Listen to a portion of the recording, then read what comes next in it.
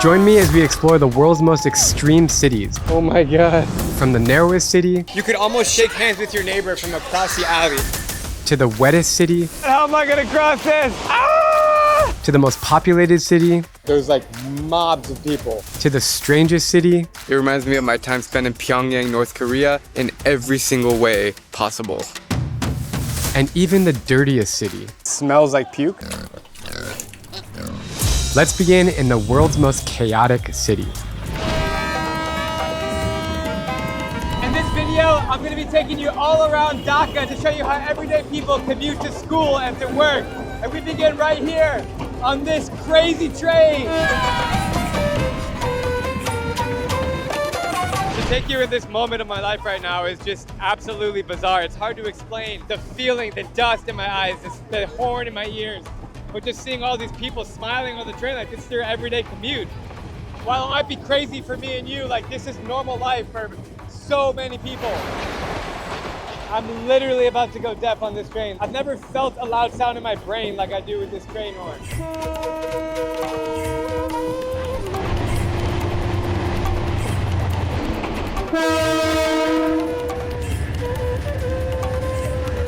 I guess this would be the fastest way to get through the crazy traffic in town. The streets are just mobbed. Look at all these people just coming to get down when the train stops. Oh my God, bro. Insane. All these people are just not paying for tickets, just getting on and off the train. Hey bro, how are you? I'm fine. Where are you from? America. America. Where are you from? Grand Canyon. Nice to meet you.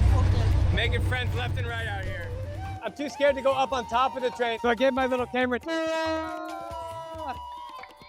Fucking hell, bro. So I gave my camera to a kid who's now up there with the camera. It's too scary for me.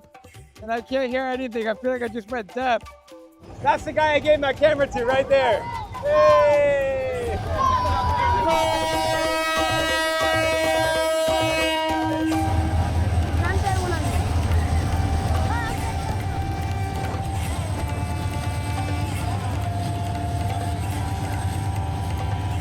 The craziest thing about this bar is it's wiggly. Like, it's fucking wiggly. Like, how is this gonna save my life? Yeah, I can't even speak right now. Fucking hell. Where are you going? Business. Business. And these kids that go to where? They coming now city, Dhaka, my home. The kid is sitting on the horn. My head is pounding as I arrive at the train station. Dhaka is the most chaotic city on earth, and that's why I'm meeting up with my local friend Nadir, so he can help me navigate these streets. I read a stat that 15 people die every day in public transportation in Dhaka. It's like, I mean, I've been in accidents and stuff, so I'm not super shocked that people die, but that's dangerous as hell, so like, I can see why. How many times have you taken the train? A lot as a kid. I mean, that was the biggest way to like get in and out of the city, basically.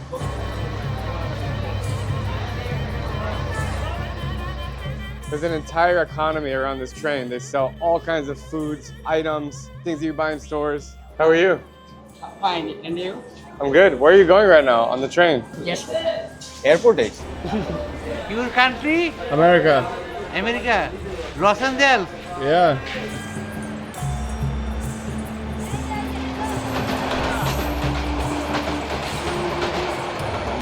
Hey, buddy. That kid just literally flew off of a train moving this fast. Where were you coming from just now? It's a city called Joydhavpur. You jumped out of the train. It was moving so fast. Are you okay? Yeah, it's a day-to-day thing. It really doesn't matter to him. What's in the orange bag? So basically, they're collecting all the plastic bottles and they sell it to the, like the public. Oh, so he's a hustler. You just take the train back home when you're done with the day. Yeah?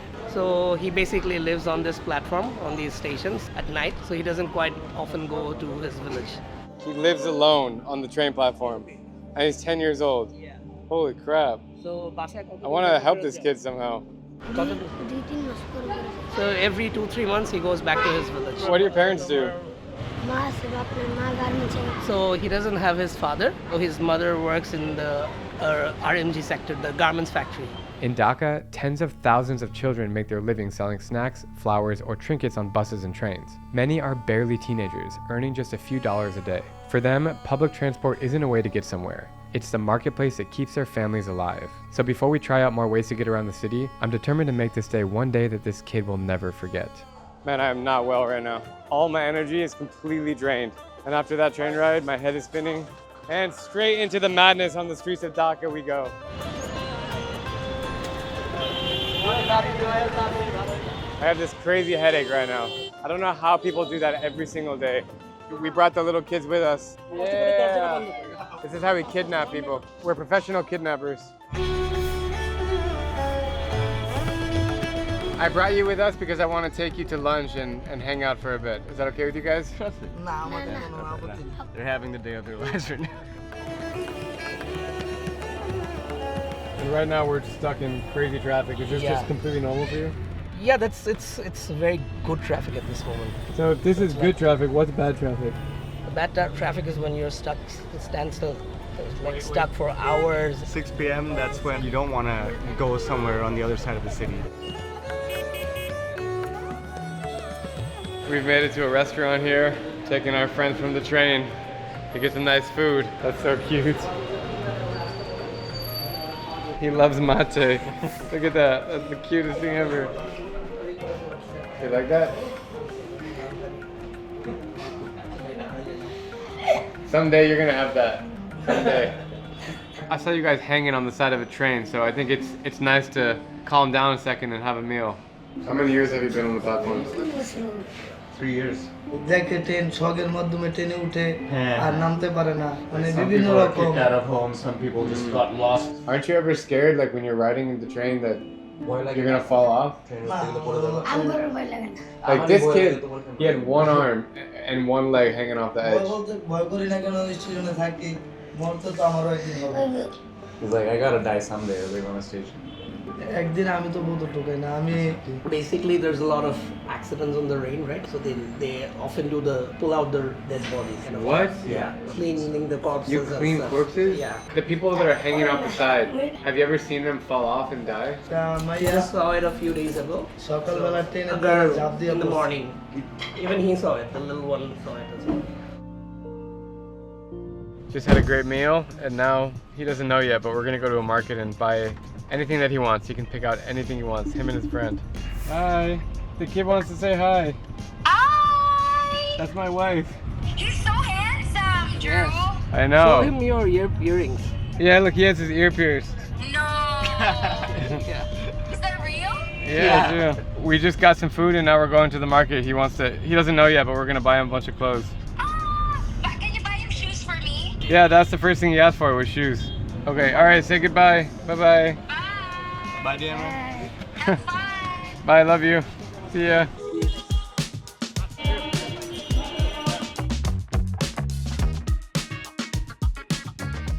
This first ever pair of shoes. You need socks. Yeah, we gotta get some socks. It's like I run barefoot on trains. I don't need socks. It's like, what is this for? I'm gonna show you how to tie your shoes, okay? So like this, then you cross like this, make a bow, yes, around, and then pull it. Hey! Dude, I feel like, hold on, when I was younger, I think it took me like a day to learn how to tie my shoes. Definitely took me a You while. just did it on the second try. All right, we got the shoes our success, and now we are getting some clothes, letting him pick out whatever he wants. He was scared to get on the escalator. He was like, what is that? He's not afraid of getting on top of a train, but he's afraid of an escalator for some reason. Now he sees all the, this is more kid-centric. You like this one?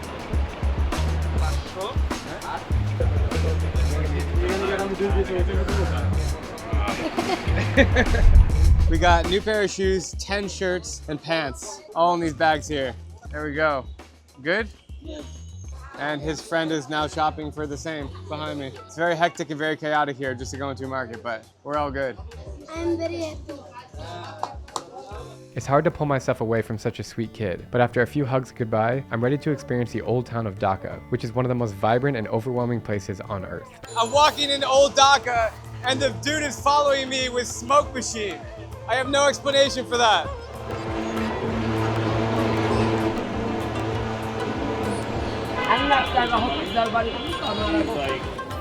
So you grew up in Bangladesh, born and raised? Grew up in this city, in the south side of the Really? city. Not You that know, far from when there. I talk to you, it's like I'm talking to an American. Like you just like have the aura. Yeah, I spent 10 years in the States. Nice. So I moved, when I like finished high school, I moved to the States back in 2011. Dude, don't get hit by a car, bro. After living in the States for so long, like, it's so different than here. What are your thoughts like walking around these streets right now? I mean, for me, it's so chaotic. Even though I grew up here, it always like, whenever I come back, it takes me a while to get used to the Yeah. honking, to Yeah, get used bro. to the traffic, Yeah. you know? But like once you get used to it, Right. it's not that bad. you I know? mean, It's- I gotta be honest though, like, this place is more chaotic than any city I've been to in India. just like the number of people in one place, I think this is Yeah, crazier than anything there's else in like India. 25 million people unofficially that live in Dhaka. That's just insane. The traffic is so incredibly bad here. Like, how does that shape the culture of Bangladesh? Let's talk about the city here Yeah. because that's where the traffic I Sure, think is sure, the in worst Dhaka, yeah. Dhaka. Like my friends that moved to another part of the city, let's say when we're in 10th grade, all of a sudden from seeing them every day, I'll see Yeah. them like maybe on the weekends or once every So like that's couple kind of of sad. months. Like, the traffic is so bad that you can't even see your friends if they leave. There's lots of improvements, but there's still like more and more people coming in. The gridlock is so bad, like it prevents them from getting to meetings, it prevents them from working more, it Yeah. prevents them from having more family time. There's definitely a lot of time spent on trying to get to where Yeah. you want to work on a daily basis. And not trying for to a get lot run of over. people. This part of town, Old Town, is definitely like not for beginners, let's say. Tell me about this old town. Like, it feels really historic and the streets are super narrow. I mean, it's Old Town, it's the most culturally rich part of town. There's a lot going on here, but because this was built, you know, Right. this is the oldest part of town. Right. It doesn't have the widest streets. Totally. It definitely doesn't have sidewalks. Walking through the little markets here, windy little alleys. You can find anything here. Gold, silver, shirts, hats, women's bras. Hey man, how are you? I don't know what this guy's carrying, but it is extremely heavy. Damn. Everywhere in Old Town, there's people hustling. They got their shops, like this guy. He's selling peanuts, chips, everything, and he's just carrying it on a wooden plank. It's really inspiring to see that. Like, they're not begging on the street, they just have little shops here. This is a more quiet, little, narrow alleyway of town, but the Old Town is so busy, and everywhere you look, there's things to process. Colors, sights, smells, food, and I am exhausted. Damn. One day running around Dhaka, I'm just freaking dead, man. And I still can't hear straight from the train. It's not for the faint-hearted, that's for sure.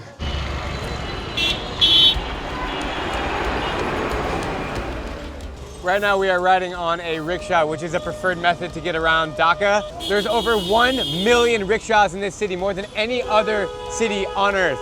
And a lot of them are manpower. They're just riding a bicycle. It's insane. The cost for a ride, about 40 cents. Pretty cheap. There's like electric rickshaws now, and we just call them Teslas now because they're our electric cars, let's say. Is this like how you traveled as a kid? Yeah, I mean, rickshaw is definitely the most common means of transportation. I don't think that we didn't have a car growing up. This is how I would go to school. This is how I go for like tutoring. This is how I'd go play basketball. Unless the traffic was so bad, walking was faster. I don't think people realize the scale of this country. There's 170 million people living here, and Bangladesh is the size of Iowa. You know, in the Western world, like, we know about Bangladesh, but we don't think about it being so populous. A lot of people don't even realize it's a country when I tell it to them. They're like, yeah, it's one of the most populous countries on earth. And the language of Bangla is like the 6th most spoken language? 6th most spoken first language. There's 170 million of us that speak it. It's actually one of the most widely spoken languages on earth that no one really knows about. No, dude. Yeah. Thank you, bro. Crossing the road here is getting real tight. Oh boy. Now it makes sense why Dhaka is consistently ranked as one of the most unlivable cities in the world. It's just the chaos, man. Fucking hell.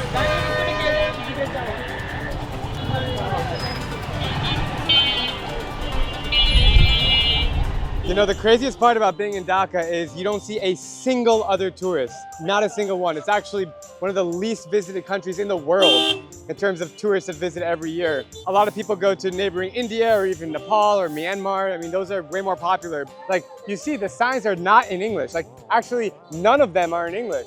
It's actually sometimes faster to walk than it would be to take any form of public transportation, or maybe as fast to walk. Sometimes it's just like, if you gotta get like 1 kilometer away, just start moving your feet, bro. Hi, what's your name? Hi, my name is Lucky. Lucky. Yeah. I like, that's a really cool name, Lucky. So I came here because, in my opinion, this is like the craziest traffic in the busiest city in the world.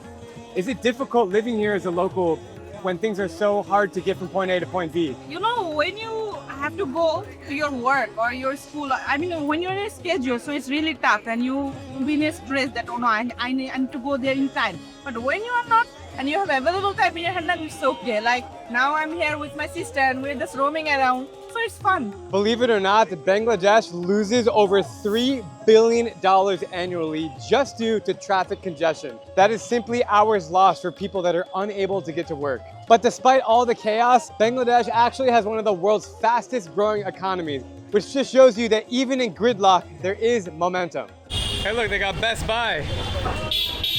My white shoes are toast in this mud. Nadir and I have found a little corner here off the main road to get a little Shave and a massage for under $1 both. Dude, in Oklahoma, that'd be like 30 bucks, bro. Oh, he's pretty aggressive, I like that. Oh man, starting off strong. Holy guacamole. Dude, he's squeezing like as hard as he can. Woo! Oh, it's like a neck crack as well as the head massage. Dude, these guys do not mess around with the pressure. This only costs 50 taka, which is like 40 cents. Dude, his grip pressure is absolutely insane. I'm gonna have bruises tomorrow. Massages like this don't exist elsewhere around the world. It's like, I've only had them in South Asia.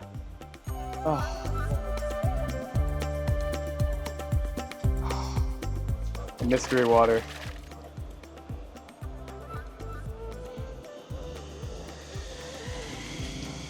Okay, thank you. Donabad. I feel like a completely new person.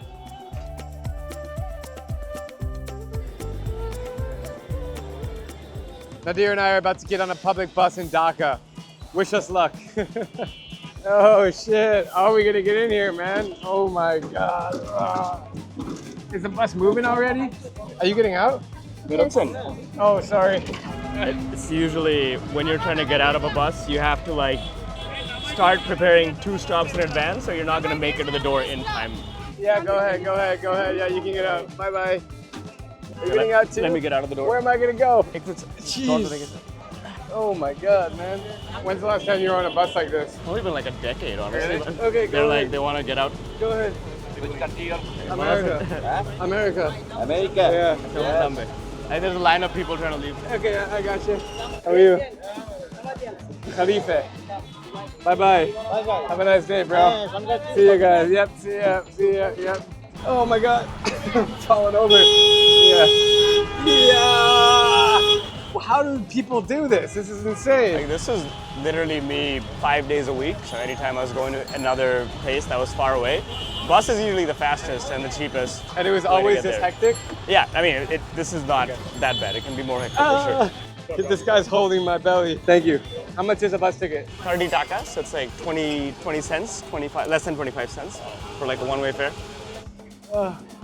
You gotta just punch the ceiling. That's the best way. So the women sit up front in the bus and the men sit in the back for the most part. It's really interesting how it works. Use your left foot to step off, or the momentum will drag you back. Use my left foot to step off. Yeah. Whew. That was about as crazy as a bus ride could possibly get. In Dhaka, the wealth gap is staggering. You can step off a crowded bus and just minutes later be looking out from a luxury rooftop. It really feels like 2 worlds stacked on top of each other. Standing up here on a balcony overlooking the extremely polluted river of Dhaka. It's crazy, all these huge ferries are going to neighboring cities. Like, people ride it for 6-8 hours, and they're big boats, like 4 decks. And then you have all the small wooden boats that cross the river, which we're about to go down and try. It's just crazy to feel the scale of this river. So many people cross it every day, and it's extremely stinky and polluted. Tell me a little bit about what it's like to live in Dhaka. Of course, it's one of the most densely populated places in the world. So there's, like, no matter where you go, there's an insane amount of people. And with that, like, there's a lot of noise and traffic and, you know, whatever comes with that. I know that you grew up here, so it's normal. Yeah. It's normal for you, but like, Yes. how does that impact your life, that you're stuck in traffic all the time? Here, it's just insane. Like you can see the contrast when you go to another city. I know that you're young, but if you could say any message to people in the world, any words of wisdom, what would you tell them? You'll feel like the world sort of like tries to push you down a lot, but if you get through that, like if you get through that feeling, you'll find that you can achieve honestly a lot. Honestly, like more than you thought you could. Are you from Bangladesh? So yeah, my parents are Bangladeshi. I'm actually from England. You're from England. And what's your experience like being in Dhaka right now? I've tried every mode of transport. Today I went on the metro rail, which was really fun. I've also learned how to ride a motorbike, which was amazing. I managed to drive on the expressway. I really enjoyed that. Yeah, I did actually. My story here is about like the traffic and the chaos and like how are people living in this insane traffic and the dangerous roads. You know what's really nice about the people here? They're very patient and resilient. That is true. They manage to get out of very sticky situations very easily and quickly. They've got eyes in the back of their head. We're gonna try some pan because she says she likes it. First, we gotta cross the road. Well, obviously you need to be careful because people don't care about space here. So you just gotta show that you exist here. Yeah, use your authority. I do actually when How do you deal with all like the stares on the street and like maybe I harassment? stare back at them. Okay, good answer. Is this approved by Yeah. Amina? বানাবেন আমার জন্য, please? হ্যাঁ. So I said the sweet bun Okay, because I quite like that one. Okay, So, cool. do you want one too? Go on. I'll try it for a second, but I won't be able to like. You can handle it. Come on, let's go. Let's do it together. Hey, দুইটা বানান. Because you grew up in the UK, but you're Bangladeshi, do you have like an identity crisis a little bit? Oh, absolutely. Yeah. Because you're always fighting both sides, aren't you? You know, the societal attitudes here are very different. Conservative in some ways, liberal in some ways. I mean, over there, Bangladeshis are also conservative in other ways. Cheers! It's like 1,000 different flavors in one. Lovely. You So like good. that? Yeah, I do. Keep chewing. That makes your teeth like red. Does it? I love it. I think I've had enough already. No, you have to keep doing it. The good bit is still coming. I'm chewing it more. When the juice starts to go, oh wow, it's nice. It's nice, but I'm gonna have diarrhea for like 3 days. No, you don't wish for things like that.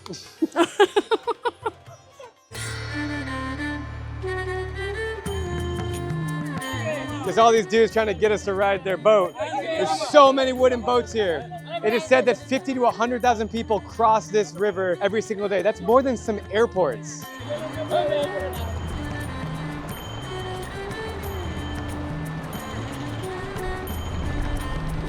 It's funny that this is the most peace and calmness we've had on this whole trip so far. If you ever visit Dhaka, you have to take this boat ride. It's totally worth it. It's a different perspective of the city. It's really beautiful out here. Now, how much is this boat ride? It's 10 taka per person, which is like 8 cents. That's the most enjoyable 8 cents I think I've spent in my entire life. We are floating in a sea of diesel, fish, and lots of people.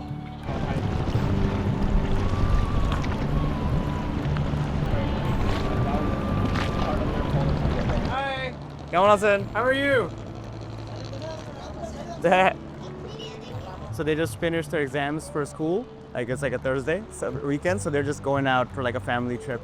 Just going out chilling in the river. It's really nice right now. The call to prayer is coming on. All the lights are illuminating the city. It's like the most peaceful moment I've had in a long time, bro. This is wonderful. It's a lot happening, but all of it combined somehow feels peaceful. What is it? So your food, yeah, I think they gave us some food. What is it? Thank you. A lovely family just gave us some bread. It's like a donut. Try it, yeah. As we float down the river, I can't help but think about how insane the last 24 hours have been taking trains, rickshaws, buses, cars, and boats across Dhaka. It's loud, it's crowded, it's unpredictable, but it's also full of life. That's the beauty of Bangladesh. Beneath all the honking and the hustle, there's this unstoppable rhythm that keeps everything flowing. So while the roads might be dangerous, the spirit of the Bangladeshi people is what truly drives this city forward. My next stop is a megacity that feels straight out of a sci-fi movie. There's a city in China that has 36 million people, and it's not Shanghai or Beijing. It's called Chongqing, and if this city was its own country, it would be the 39th largest in the world. There's like mobs of people. But amazingly, few people have heard of this city, and I know this after taking a poll on my Instagram. 58% of you guys said you'd never heard of Chongqing before. That was enough to convince me to buy a plane ticket to see what all the buzz is about.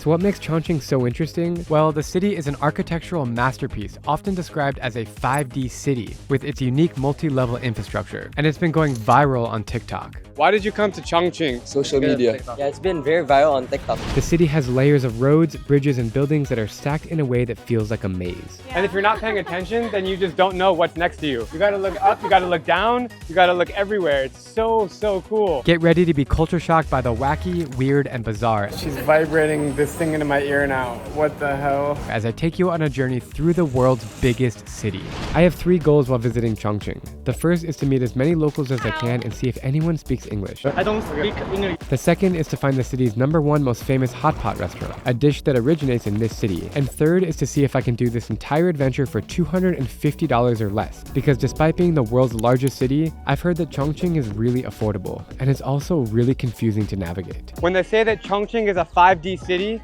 this is what they mean. Right now I'm walking in a beautiful main square. It's a historic place, beautiful temples, but you actually realize that you're on the 22nd floor of a building. The craziest thing is we were walking on ground level from my hotel the whole way to get here, and it just felt like everything was flat. I didn't even realize that we were this high. I've been to almost every big city in Asia, but I've never felt something like this, where you're just standing in a main square and you realize that you're on the 22nd floor of a building. It's totally mind-blowing. Like, I don't understand how the architects were able to build a city like this. The only comparison would be Hong Kong, which is kind of similar with the hills and stuff, but nothing like Chongqing. You know, traveling Chongqing more than anywhere else on the Asian continent really gives me some culture shock. Totally lost in translation. Not a single sign is translated in English. It is all completely in Chinese. The reason that all these people are gathering here on this sidewalk is because the metro comes straight out of the building. It's funny how there's like few touristy things to do in the city, and wherever they are, there's like mobs of people, Chinese tourists. After watching the metro go through the side of this building, I just have to ride it for myself. It goes without saying, Chongqing's metro is on a whole nother level, literally. On the train we go. They're bringing a shop on the train. We're making a lot of friends here, but they're quite shy. Where are you going right now? Hot pot. But it's too hot for hot pot. You need a cold pot. What do you like about Chongqing? It's really nice, and the food is wonderful, you know. It's my first time here. The city is crazy. You have to walk a lot every day, right? And it's confusing because like down, up. What do you think about America?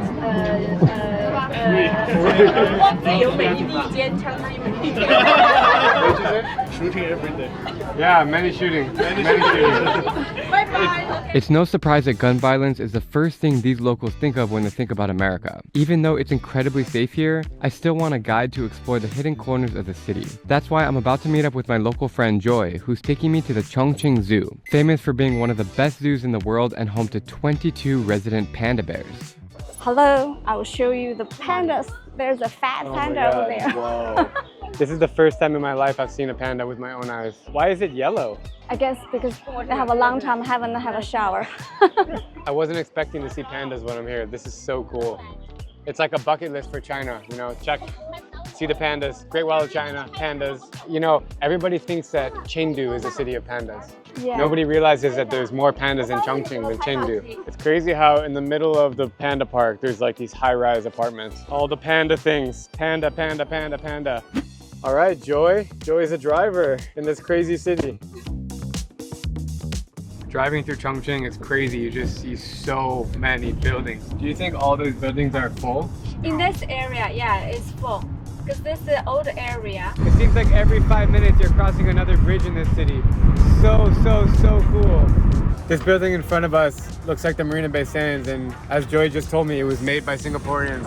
Joy, where are we now? Now we are at the gate for the Shiqikou old town. In the past, it's the old village. But now it's very prosperous for the nice food and the retails. It feels very different here than the other parts of the city. Yeah. Like from my hotel view, all I see is like tall skyscrapers. It feels like Hong Kong, but here it's quite traditional and nice. Yes. And once again, I'm the only Westerner here. Yes. Like literally the only one. I haven't seen a single other one today. So in China, people like the TikTok. right? The village, they especially put different decorations to attract the ladies come here to put videos, put on the TikTok, so they can also earn money. That's why it's one strategy, the attracting people here. Trying some street food called mahua. Oh, it's like a graham cracker. So you grew up here, right? Yeah. So how has the city changed in the last 10, 20 years? I would say first, when you say the city, there are much more buildings built up. And in the past, it's quite like an empty old city. But now we redo the city, we replan this. We attracted a lot of retails. That's a like good thing. The food and I've the actually drinks. noticed like a lot of shops like Sam's Club Yeah. and Tim Hortons. A lot of like international chains that are here now. Yeah. Even though part of it is newly built, they still have like really cool things here and nice little areas to go to, good street food. It's cool to have this side of the city and not only big, tall skyscrapers. You know, in America, like people have the wrong impression of China. People don't realize that there's like amazing life here. Yeah, I agree. It's very diverse. The north and the south and the west China, they're so different. The dubstep has overtaken our conversation. Why is there dubstep playing? What is that? That's the sauce, the sauce base for hot pot. I can smell it from here. It's really strong. Yeah. Why do people here like spicy food so much? Because in Chongqing, the weather is too humid. They need the spices to get out the water in the body. So why do you want to sweat if it's humid? In Chinese way, yeah. We are working up an appetite after smelling all the spices in the old town. Joy tells me about a famous area in Chongqing that is known for its different street food stalls. So we are heading there to see what I can get within my budget. We're gonna take 100 yuan, which is about 13 US dollars, and see how many different foods we can try. Are you hungry? Yeah, I'm so hungry. Let's go. Let's go.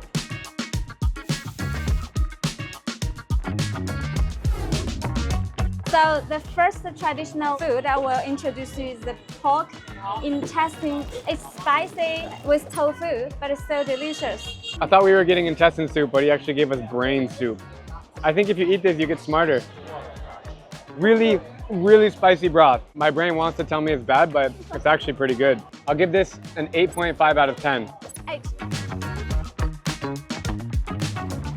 They say that Chongqing is the spice capital of China, and this is why. Look, woo, I can taste it from here. Crazy. Whoa, she's drinking food? What is that? On the inside is actually the beverage. On the top is the chicken meat. That's genius. There's so many options, I don't know what to get. That's a big ass piece of bacon. It's 26 for one. Cheers. Cheers. Oh my God. 10 out of 10. 9. 9. This is really a street food heaven. So many different flavors, things you've never heard of before, textures and colors and tastes. Literally on the other side of this market is a rainbow colored building, which if this building was in any city in Europe, it'd stand out like a sore thumb. But here in Chongqing, nobody even blinks an eye at it. So many options. Wait, durian with cheese? I think we're gonna have to try this one. Thank you. Whoa, it looks like lasagna, but it's durian. I can tell you're excited for this one.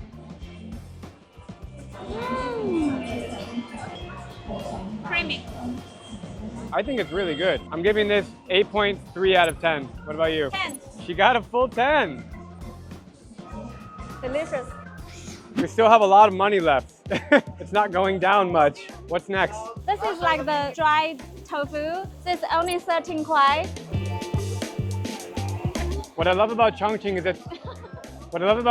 that there's all these inventions. Like you can find square pieces of tofu with all kinds of stuff inside. Spicy. Spicy. They have the green onion, pickles, peas. Yeah, many things inside. I give this 7.5 out of 10. What about you? 5. Onward. We got a little bit of money left and we have room for one more dish, which is a dessert. It's sweet, cute dessert. Look about this. Sweet and cute.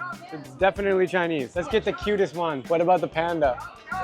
The panda, it only needed 21. When else do you get the chance to try cute panda ice cream? The hardest part about eating this is we're gonna have to ruin the perfection. Gotta get a little bit of the chocolate. I'm gonna go for the eyeball first. Ah! I really messed it up. So sweet. After all that spicy and savory food, this is the best way to end it. All that for $13. Yes. So cheap. So cheap. 1 to 10. 12.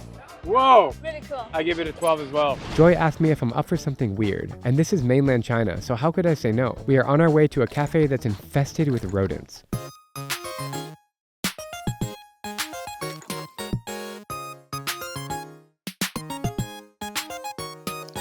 Feeding capybaras here in Chongqing. The funniest thing is this little duck follows him everywhere. These little guys are called capybaras, and if this cafe isn't wild enough, there's also a place where I can get my earwax removed. If you get squeamish, then skip ahead about 30 seconds. What's stranger than getting your earwax taken out? Watching yourself getting your earwax taken out. Oh, okay. Oh my God, dude. I can't, I'm gonna puke. That is the weirdest feeling in my ear. I don't know what to think right now. It's oddly satisfying just thinking about all this gunk getting out of my ear. Oh, I'm watching it happen. She's scraping it out. She's vibrating this thing into my ear now. What the hell? Ow, loud. Okay. Oh, Jesus Christ. Wait till you get the vibration.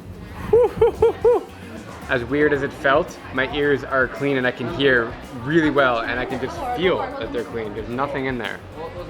I would do it again, for sure. Where are you taking me? We'll take you to the old city center neighborhood called Guanyinchao, and you will see how the local people enjoying their life in the courtyard. It's really nice. We found like a little peace and quiet square among this massive city with huge apartments right above me. I mean, literally right above us, high rises, and right below it is this calm little plaza.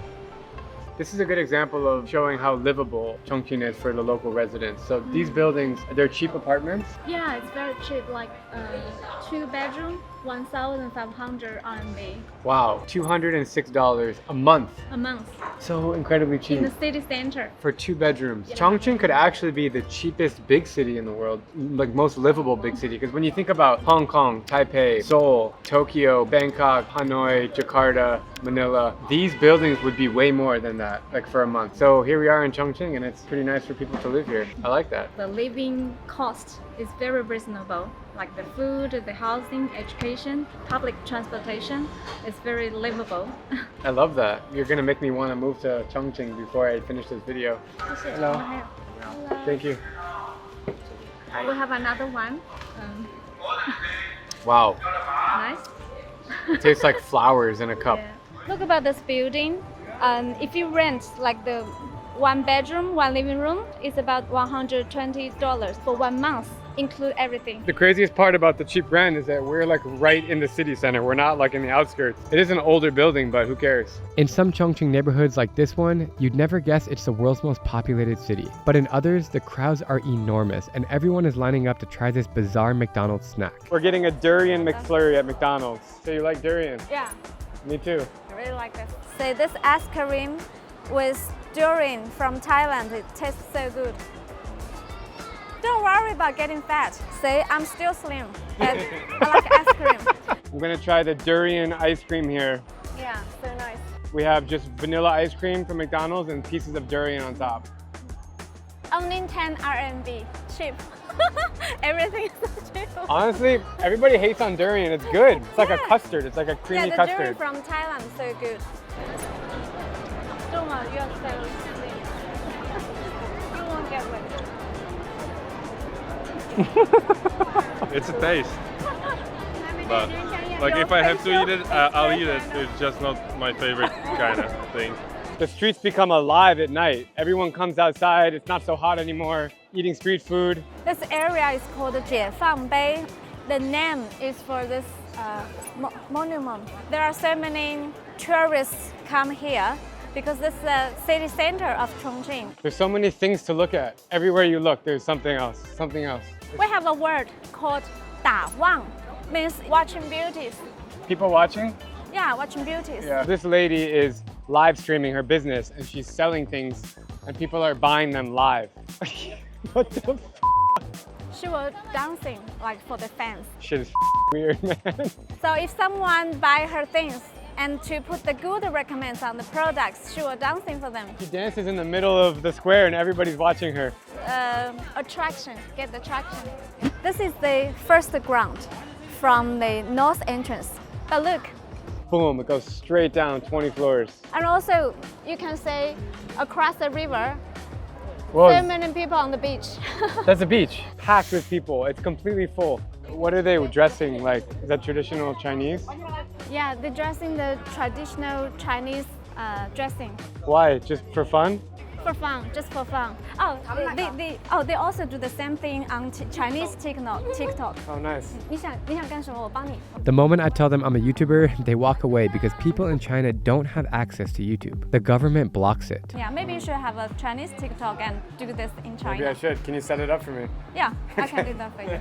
Right now we're walking on the side of the cliff, basically, with the old ancient walls of Chongqing that are still here. And it's really cool. They built all these like little cafes and teas, but it's hidden from the rest of the city. You have to be all the way on the wall to see it. Because this side of Chongqing is cultural heritage site. Right. That side is the modern one. I have to say, I'm so amazed by this city. There's so many different levels, and if you're not paying attention, then you just don't know what's next to you. Yeah. You gotta look up, you gotta look down, you gotta look everywhere. It's so, so cool. Please look about this one. This is a very, very original old courtyard.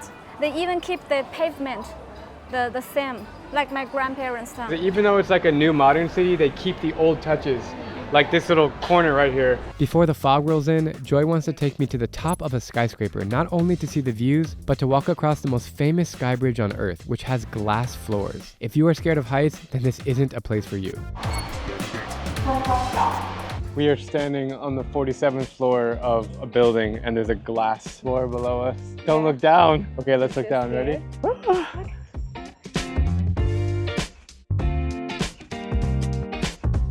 Don't be scary, because you need to trust the technology, the modern technology about civil engineering and the architecture, quality. When you look out and see this view, what do you think about? Think of it's first, it's very unique. When I stand here and look out at this view, I think about futuristic cities. Like Chongqing is really unique. In the next 10, 20 years in China, there's going to be more cities like this that are just so futuristic.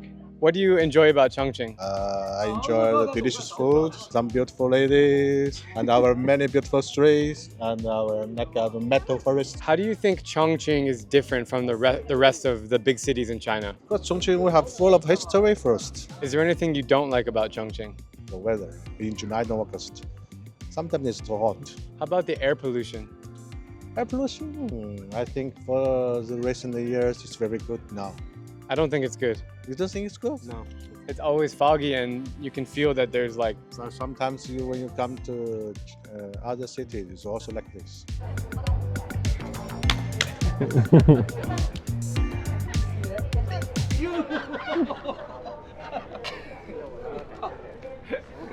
As night falls, I asked Joy to take me to the most vibrant square because like most big cities in Asia, Chongqing comes alive at night. I'm hoping to meet somebody who can explain what it's really like to live here, but all I'm saying are TikTokers and live streamers.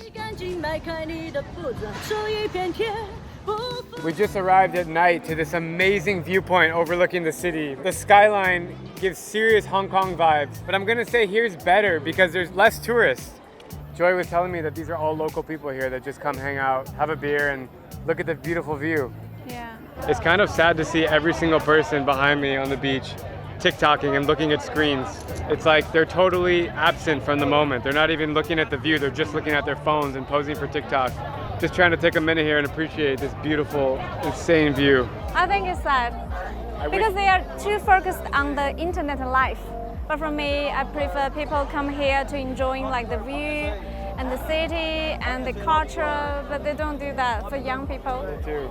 They're all stuck on their phones. This Chongqing experience is not complete without trying hot pot, the communal dining experience where you cook meat, vegetables, and tofu into a simmering pot of spicy broth. They say that hot pot originated in this city, and there are literally thousands of restaurants to choose from. After a failed attempt at the world's largest hot pot restaurant with almost 6,000 seats on a mountain, we finally make it to a tunnel that has a lot more character. Used to be the war shelter in World War II. Oh. When Japan, they have bombs and people are held inside. And now it's a hot pot And now we're just eating hot pot. It's a hot pot party. This is like the world's longest restaurant of hot pot only inside of this bunker for World War II. Like nobody would know about this place unless you're with the locals, so I'm so grateful to have Joy with me. The hot pot is so spicy that you can feel and taste the peppers in the air. It's like making me cry as I walk through. The restaurant is so long that they have robots serving the food, bringing it up and down. No joke, we've literally been walking for 10 minutes through this tunnel, and there's just more people and more tables and more hot pot. It's the most absurd restaurant I've ever seen in my life.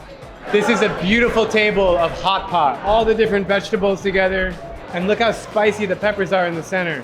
That looks so spicy. It's all peppers, literally. And this is one of my jobs. Make you feel not hot, but no. Beautiful. And look.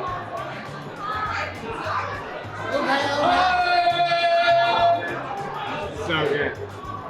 Okay, the plan is we're gonna buy beer and surprise all these old guys with some beer. We're gonna make some new friends right now. Here. Welcome to Chongqing! You guys are hammered.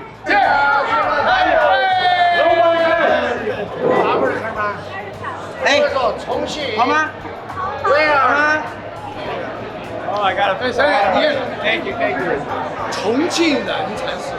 Chongqing is a very unique city. The people's personality, people's friendly, people's open. That's the thing, but different from other cities. Chongqing people. I've never seen a flask this big in my life. This is called Baijiu. It's really strong liquor. Yes. 走一个. Thank you. Come back. Later. Oh my god. Okay. Wow! Yay! Mate just slammed it down. What do you think about America? It's very good. ，I 喜欢 US dollar。 He likes US dollar. He likes America, but they don't like Trump. But the people are different than the politics. Cheers. Come back. 周末愉快。干杯。 China, America. Crazy. This could be the best meal in the world because you have so many different meats and vegetables going into two different flavors of broth. We have the really spicy one. We have the tomato one that's mild. This is like a dream come true. Hot pot in Chongqing. This is the spicy one. That's really spicy. Holy hell, that is spicy. My nose is running like a faucet. Welcome to Chongqing once more. 哇塞 Thank you, 谢谢. Sorry, I'm sorry. Wow. We just paid the bill. It was 171 renminbi, which is $23 for all of that, including the drinks. That's why you guys should come to Chongqing. I can't believe how incredible Chongqing has been. Ending my trip with this amazing meal really ties everything together. I came here with 3 goals: to meet locals, try the best hot pot, and explore the city on a budget of $250 or less. And I did all of that and more. From the young TikTokers on the multi-level streets to the quaint history of the old town, Chongqing has been full of surprises. Next up, I'm traveling to a town that is officially the wettest place on earth. Welcome to Sohra, a small town in northeast India, which receives more showers in 1 month than London or Seattle gets in an entire year. The people here must adapt to always being wet, from washing laundry in waterfalls to wearing turtle shell umbrellas. Oh my god, how am I gonna cross this? Main roads get washed away in landslides and residents can get stuck for months. So why do people choose to stay here? And what other struggles do they face from getting nearly 500 inches of rain per year? Just arrived in Sohra, and this is the town. It is obviously pouring rain right now, so I'm gonna duck for some cover. Everyone's got an umbrella except for me. Hello, how are you? Can I have an umbrella, please? Why are you? I buy. You buy. Everyday rain? Now every day. Every day? Yes. So you get a lot of business for umbrellas? Yes. Thank you. Yeah, welcome. Ah, now we good. Thank you. Rainy season in Sohra is no joke. Got a little bit of umbrella traffic here when you walk past people. Got to go up like this, up, and she goes down. In this town, it's not just rainy. I can barely see 10 feet in front of me. It's hard to believe how people live like this, so I'm eager to chat with some locals and observe their lifestyle. It's so cool, there's these little shops that just dot the highway. Stopping over here and getting some chai. That's my favorite thing about India. All over this country, no matter where you are, north, south, east, west, you can find hot milk tea. I love it.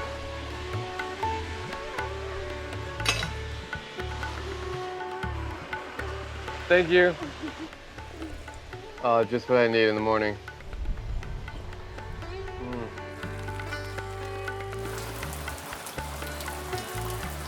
On the side of the road, we just see people walking with these like shells. It looks like a little turtle, and that's just the cover that they use for the rain. Who makes this? You made that yourself. How long did it take to make this? What is it like to actually live here when it's raining every day? What jobs do exist in the rain?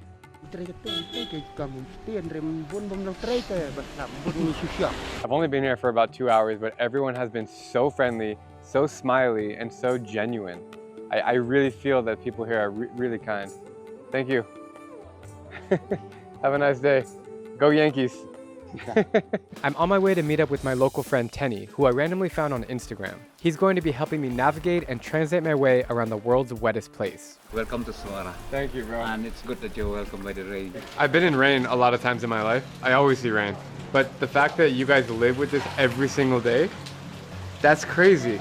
I remember my grandma told me there would be rains of 40 days and 40 nights non-stop. When people are used to the rain, if it stops raining, then everyone will get sick. Because the rain here is a blessing for us. It's not a curse. Without the rain, there won't be life here at all. That's how the people flow here with the rain, with its rhythm. The rhythm? Yeah. They don't complain, they don't fight, they just go and flow. They just go like fish in the water. You swim like fish in the water? Yeah. Tenny is taking me to a local restaurant for breakfast, and I hear the food here is nothing like elsewhere in India. Oh, this is cool. It smells good in here. All right, this is a really colorful plate, man. This is a local dish? Yes, it is a local dish. It's called jado. I'm seeing like every color of the rainbow on this plate. Those are beef meatball. And so this is beef. It's another reason that it doesn't feel like I'm in India right now is because they eat beef here. Yes. Different world, totally. Man. It is. I couldn't find beef anywhere in the mainland. I'm gonna call it the mainland. Really good yellow rice, and there's this beef flavor that's like soaking on the rice. Wow. You're dressed in a poncho. Every day you wear that? Yeah. It rains every day now. Is it stressful? Sometimes it is. And whenever they go around town, just to carry anything like phone charger or whatever, you just gotta have plastic all the time. Do you want to say anything about Soha to the camera? I appreciate that. That was awesome. As we roam around town and drive through the heavy fog, I spot a fisherman on the side of the road, and I want to see if he can answer more of my burning questions. Drew, you fish here every day? No, only Saturday, Sunday and Monday. Is it stressful to live here when it's always raining? It's difficult for us when it's raining to live here. Why? Because no sun.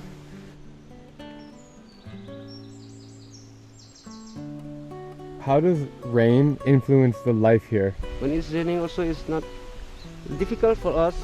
We can go anywhere. We have to stay at home. We don't get any work problem for us. Have you ever thought about living somewhere else? No. Nice to meet you. My hand is dirty. See you later. Bye-bye. Good luck. Safe journey. Thank you. You may have noticed that people here look more Southeast Asian than Indian, and it's because their ancestors came from Myanmar and Cambodia, two of my favorite places on earth. Also, look where we are on the map. It's such an undiscovered part of the world. The tribe here is called Khasi, and the Khasi people follow a rare matrilineal system where women inherit their family's property and carry their last name. And much to my surprise, almost everyone here speaks English. Nice to meet you. You'd think people here would stay indoors to stay dry, but it's actually the opposite. The outdoors in Sohra is somehow charming and unlike anywhere else on earth. It's crazy just getting ready to get outside. I got my poncho on, I'm getting my umbrella. It is pouring right now. As they say, when it rains, it pours. We are now heading to a living tree root bridge, which is one of the spectacles to see here. I don't know much about it, other than it's like a bridge made out of a tree root. I have now removed my gym shoes because they're soaking wet, so I now have sandals on.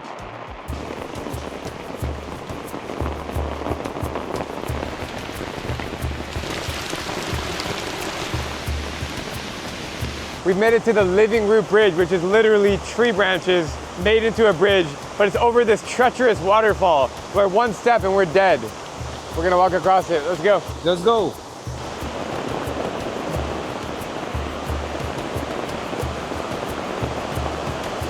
Holy crap! It's a f***ing huge waterfall right here. Woo! Oh my God, how am I gonna cross this? Ah! Mother Nature is calling. This is so cool. Every step below my feet is a freaking branch of a tree. And look at the falls. Woo! Northeast India is freaking awesome. Don't forget that.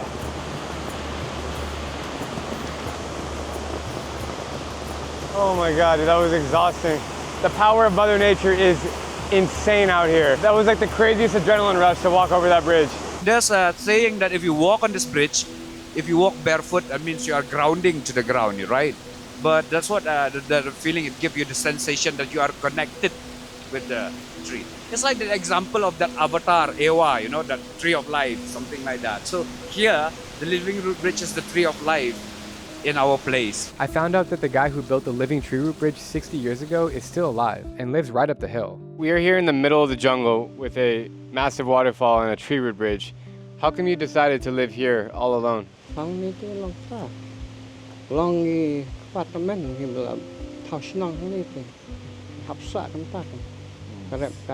What is it like to live in a place that's raining all day, every day?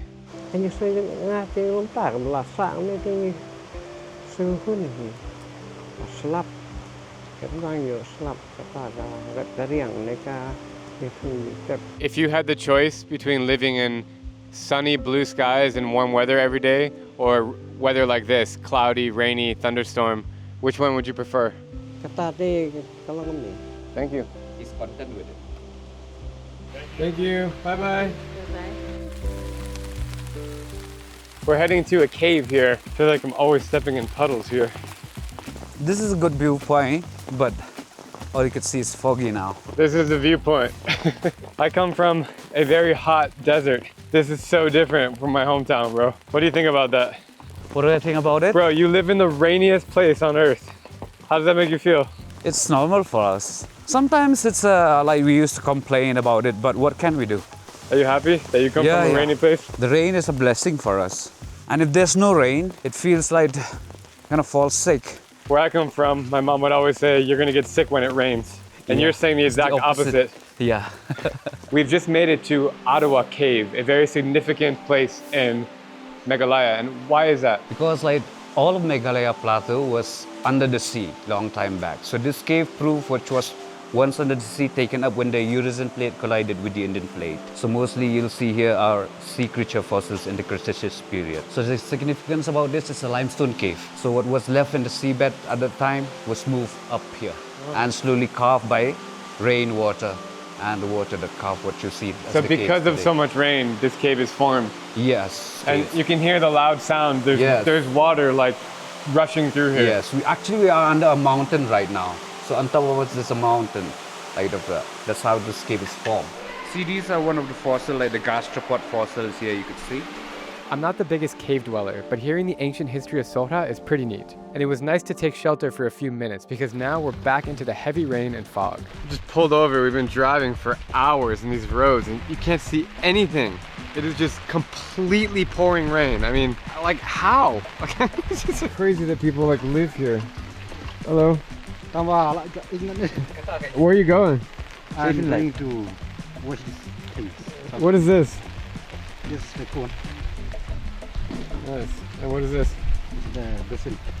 In the distance, I spot some kids waiting for the bus. And after they tell me they're going to school, I become curious as to what it's like to study in this harsh environment. We've just entered a school here. It's so loud from just the sound of the rain hitting the roof of this school. It's just like this crazy echo in here. Let's just say my elementary school did not look or feel anything like this one. Does anyone speak English? Yeah. You all speak English? Yeah. What grade are you in? 10th grade. Can you play the flute? 1, 2, 3.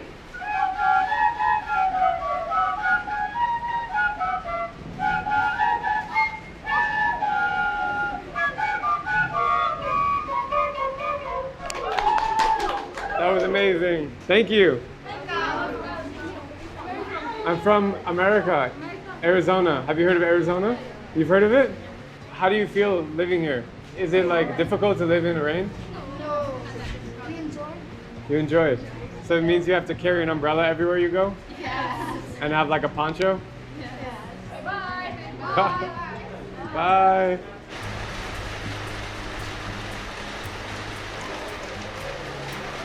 Everybody has a different color umbrella and it's so cute. Before they go into class, they just put it on the side and when you come out, it's ready for you. It's so loud, like the sound of the rain hitting the roof. I can barely even hear myself thinking right now.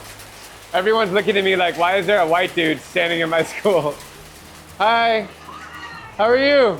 So, what's your name? Riaki. Riaki, and how old are you? I'm 14. 14. Tell me about what it's like to live in Sohra. It's good. I mean, the rain, we're tired of the rain. I mean, obviously there's a lot of rain and it's also good because there's nature around us, not full of concrete buildings, you know? You said you're tired of the rain. We're not tired. Like, sometimes when it rains too much, we're tired of the rain. You speak perfect English. I think so. I don't think so. Everyone here study English? Yeah. What do you want to be when you grow up? I want to be a professor. Professor? Yeah. At this school? No, not this school. In a university or something. In Meghalaya? Yeah. You have a slight British accent. Me? Yeah. A bit, I guess. Yeah. Oh, you can do it. A little bit, yeah. Nice. Anything else you want to say about life in Sohra? Life in Sohra, like, it's good. Like, there's a lot of waterfalls and full of places, like there's hills. Not like places in Delhi or something, you know, full of buildings and all. Yeah, it's like, it's good. We get a lot of fresh air and it's somehow like we find peace here. Everybody here is really happy. Like they're all smiling. Yeah. Like in my hometown, when the weather's like this, everyone is depressed and sad and they want to like stay home. But you guys are just happy. Yeah. Even now also we want to practice, but sir said it's too rainy now. Like it's too heavy, so we might get sick. You're so kind. Thank you. Very sweet of you. It's hard to explain how I feel like this is not India. Like everywhere else in southern and central and northern India is so different from this part of India. And on the map you can see like we're so close to Myanmar and Bangladesh. It honestly feels more like the Philippines here than anything else. The way the people look, the way they act, they're giggly, they all speak English, they're friendly, outgoing, smiley. This is school, actually this was after when the Welsh missionary came here, after Thomas Jones, this was built here. So this is more than 100 years old school. Why are they going to school on Saturday? Mainly Saturday because this school, actually it's not like other schools. There are some Christian schools here that's till Friday, but Ramakrishna Mission does till Saturday. And today is that they are practicing for independence. There is a practice, you could see those drums there.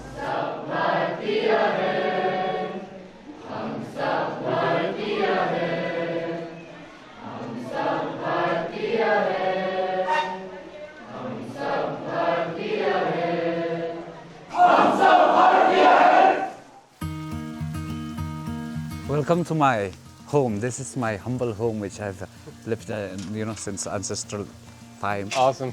Hello. My How are you? sister. Nice to meet you. I'm Drew. Can we come inside? Okay. He's my mom. Nice to meet you. Oh, this is cool. It smells good in here. Yes. It's a little guy. This is the main room, and this other part here is the kitchen. Whoa, this is so cool. We have to hang the wet clothes like this because it's all wet and we have to dry it. They can't dry the clothes outside because it rains all day long, so they have to dry inside. So we have this. So when you walk to the kitchen, your head level is on the clothes. So this is the dryer for the clothes. We put a chola in the center with charcoal, and then we cover the wet clothes all over this. So you make a fire? Yes. That's so cool, man. Yes. So you see, then we keep the charcoal inside there. Cool. And then we'll cover this with it, and then we'll dry the clothes on this basket. Does this roof leak when it rains really hard? Yes, you could see it's all leaking and it's all broken because of the rain. So when it leaks, you just put a bucket under it? Yeah. What are you making over here? What is it? It looks really delicious. And French fries. This reminds me of Vietnam, these tiny chairs. I mean, they're almost like, they're like 3 inches above the ground. This is how you sit, and this is the table when you eat? Yeah. Oh my God. We call them linkonot. When I'm here, I feel like I'm in Southeast Asia. Even your language, it sounds like it's so different than... It has that K. Yeah. Khmer, when you say Khmer, no? Khmer is Cambodia. Yeah, we don't have C in our letter, we have K. So that's why when Thomas Jones gave us the alphabet, because we don't have that C letter, so in the pronunciation of C, he put the K. You keep mentioning Thomas Jones. I just want to really understand quickly, who is this guy? So he's a Welsh missionary that came here before the British. So when he came here, he started a school here. Then he started that school and it was like, you know, like the first church and first school was built here. At the time, Shillong was a little village. Shillong? Okay? Yes, Shillong was a little village. Now it's a big town. Yeah. Actually, when the British came here, they were making this they made this the capital of Meghalaya in the 1836 to 1866, something like that. Interesting. And why did the capital move to Shillong? Because of the rain. They have to shift this capital to Shillong because due to heavy rainfall. This is Tenny's room right here. Cool, man. You know what? Like my childhood home where I grew up was just like this. I had stuff all over the ceilings. Oh, nice. I had a guitar. Oh, wow. Just like similar vibe to how I grew up. Nice. And what kind of music do you play? I play basically like classic rock and, you know, like these oldies, goldies songs. Like Led Zeppelin stuff? Beatles? Yeah, Beatles, yes. Beatles, yes. Yeah. You know I'm going to ask you at some point to play for me, right? Yeah, yeah. Can you? Play a song? Yeah. Yeah, yeah, why not? You may say I'm a dreamer, and the world won't be as one. Bro, that was so good. I was so good today. Wow. That was like spiritual for me. Really? Yeah, it was really cool, man. Thank you, thank you. You got some talent, bro. Really? Yeah. It just came from the heart. Yeah. Tenny is not taking me to the local market. Oop, umbrellas up. Oh, still pouring rain outside. So far, it has not stopped raining for a second since we've been here. This is the betel nut and that's the betel leaf, which we used to have. It's the main kasi. What's the reason that people chew it? Is it for like enjoyment or is it for getting high? It's not like in Papua New Guinea where they eat to get high. Here, the betel nut, first of all, this is the fermented one.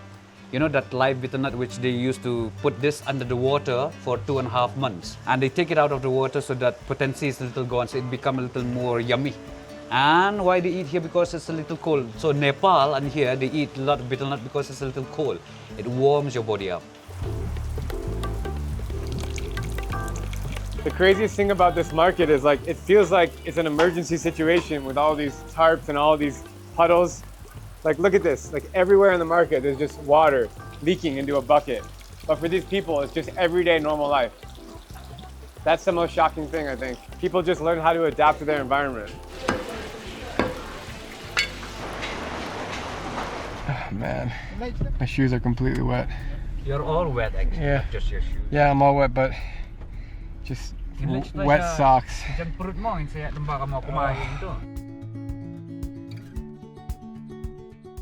First of all, Tenny, where are we right now? We are at... Somewhere. Somewhere. Okay, yeah. we're in the countryside. And this lovely lady, hello. Yes. We call May. May means mother. May. May. So she just give me this pure local chicken egg, which is from her farm. It's a pure local chicken, not farm. So what do you do with it? You eat it? We drink it. I mean, like you can drink it raw. You can take it raw. So it's very rich and very healthy. See? Oh, it's literally liquid. You're literally drinking liquid yolk. Yeah, you want to drink it?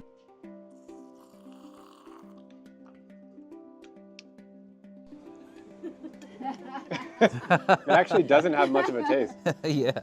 That was interesting. A raw egg. And he's loving it. Look at this guy over here, just taking it down. Good job, Tenny. Hi. Everyone's chewing betel nut. It's just a thing. It looks like they just got blood in their mouth, but it's just betel nut, that's all. What makes you happy in life? What she's saying is like, when you are healthy, you are happy. When you are unhealthy, when you are not well, basically, you are sad. She's healthy. You're very healthy. Yeah. I hope to live as long as you. She's below 70. 70. You look great. You have a very young face. This is the back room. I think she sleeps in here. There's a bed, there's a kitchen. This has to be where she lives, and then she just has a shop on the outside. And this is fermented rice beer. Rice beer? Whoa.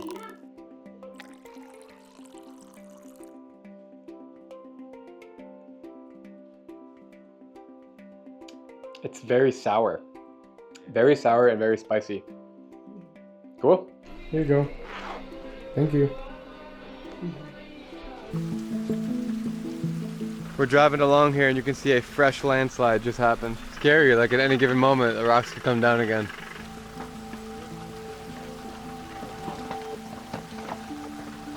We are just bouncing around from shop to shop, meeting all these lovely old ladies, and they're just serving us tea. What a life.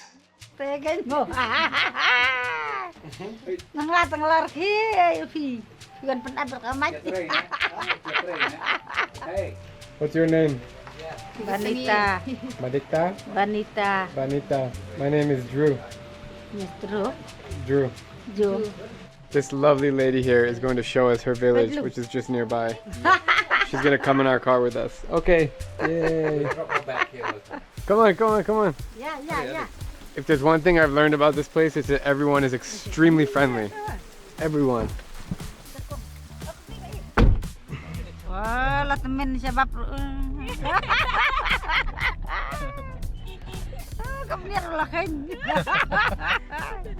I can't see anything here.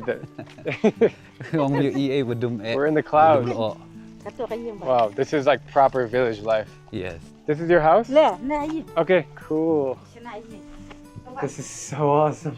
We've made it inside of Bonita's house. Bonita? Bonita.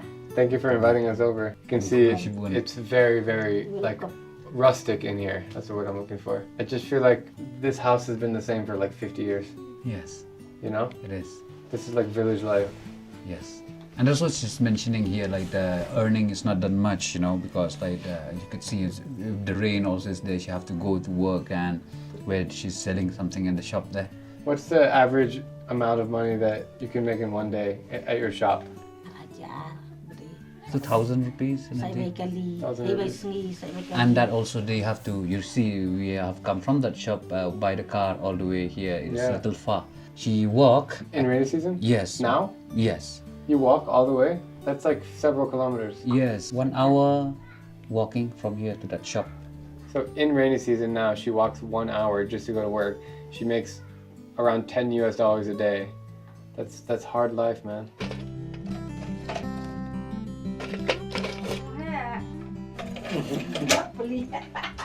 She's just laughing all the time. Yes, she's always like that. Have you traveled to other parts of India? Yeah. She hasn't. Even Shillong also just once in a while or once in a blue. Oh, so she like really never leaves this place. She's like really She's proper. Deeply rooted here. Yes. With the rain, do you feel like it's a blessing, or are you just annoyed? Like, God, it's raining again. With the rain, it's a blessing, and if it don't, we'll get sick and fall ill. And when it rains, it makes us healthy. So she likes the rain? Yes, if it's not, you slap. Hello. Hello. Let's have a tour of the rest of the house. This is another room here. You got potatoes growing. Here's the laundry, always inside because outside it will get wet. This is what the language looks like. Said it's a phonetic alphabet. These are the words here. Got some egg carton collections over here. And then back here is where they sleep. It's beautiful smell in here. It's like this aroma. Maybe it's because there's flowers on the wall.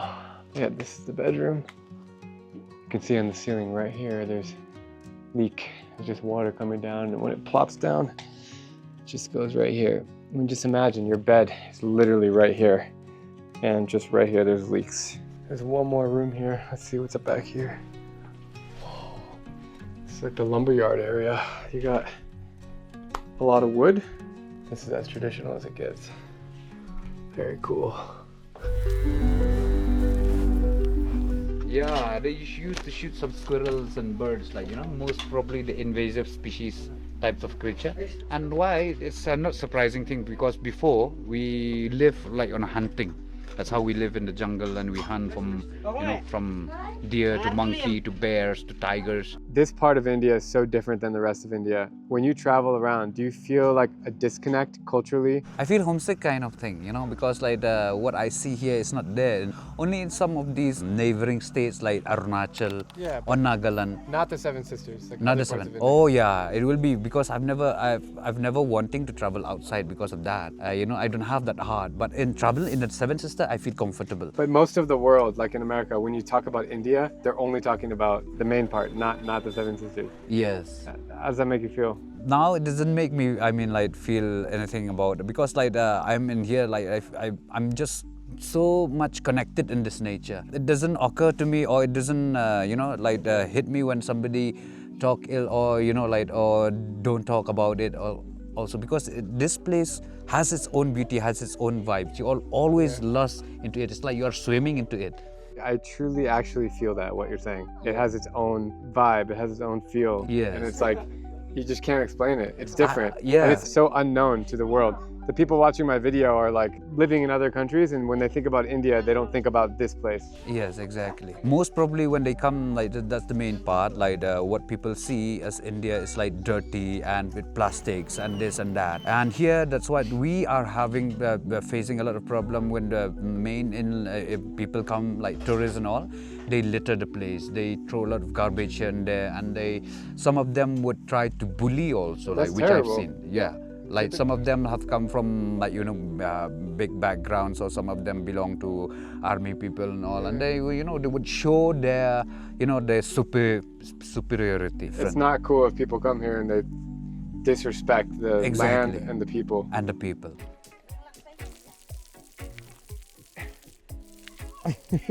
Is this tobacco? Yes. Oh yeah. Oh my god.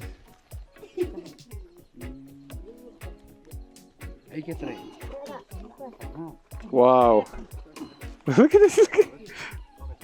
Dude, this is so good. Oh man.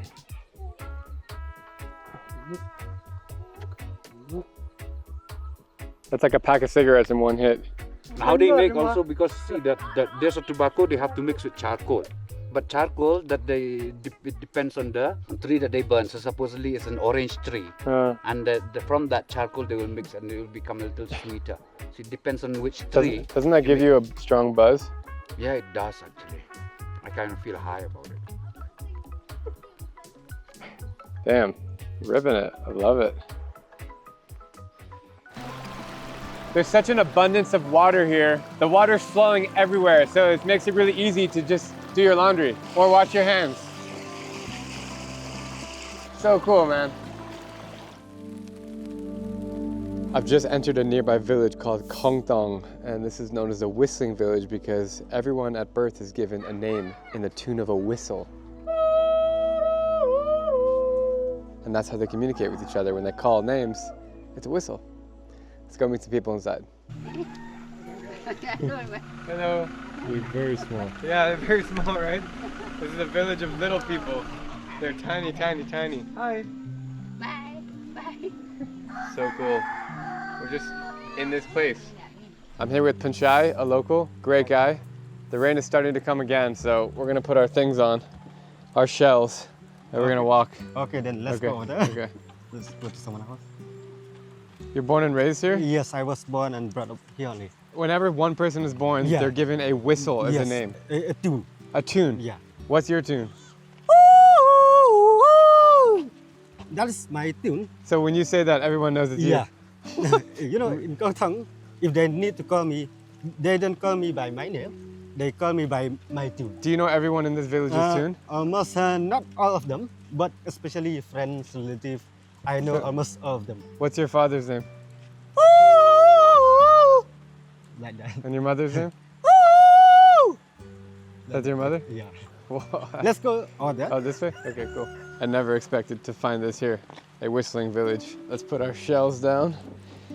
It actually does protect better than an umbrella. Yeah. Okay. You can come inside. Hello. Hello. Hello. You can come. Hi. You can can sit over there, you can sit over there. This is really a village of little people. Look at these tiny, You can tiny. take this. This is literally 2.5 inches tall. Okay. Is she your grandma? Yes. She's she your grandma. has 4 children. That means she composed 4 different unique tunes. This song or this tune, it is composed by a mother for the newborn baby. It's come from the mother's deep heart. Suppose if the mother they have 6 children, that means they have to compose 6 different unique tunes. Long tune and a short tune. Long version and short version. We use this tune in 2 ways.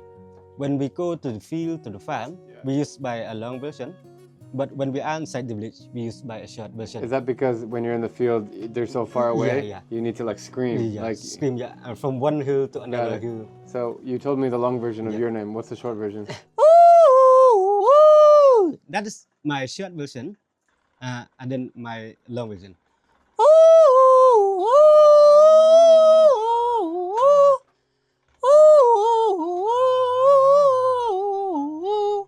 That's my long version. I will ask her to sing because mostly the ladies. She can sing it. Yes, mostly the ladies because they are the composer. The voice also is a little bit sweet than us men. What's your name? Kateng Mapi. Shidiap. And what's your whistle name? Yung Wei Mapi.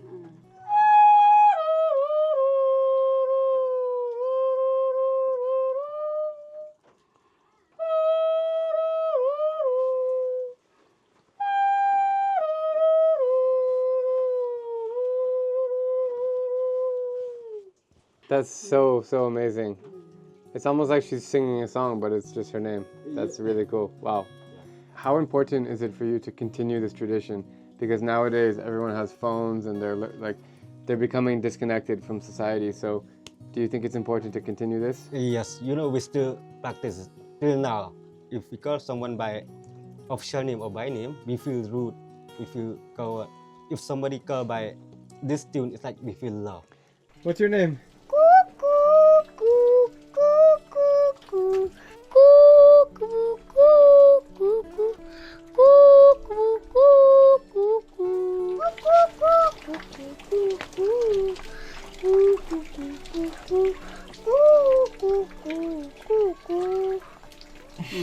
Thank you.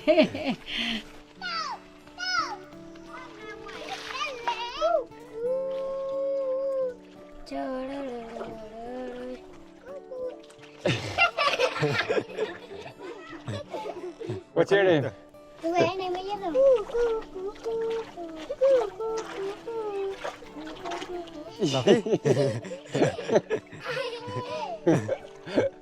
Bye. Bye-bye.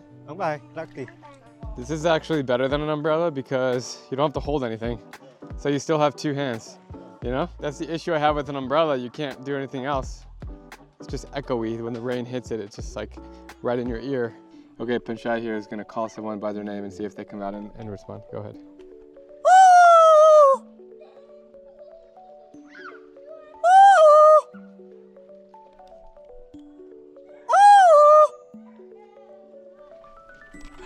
She responded. Let's go.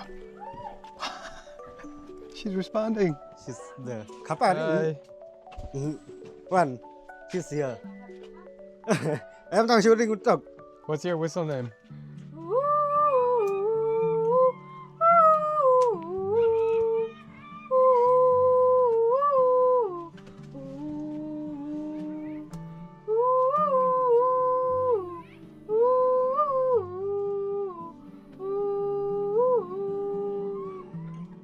That is so incredibly beautiful that that's her name. I can't even explain it.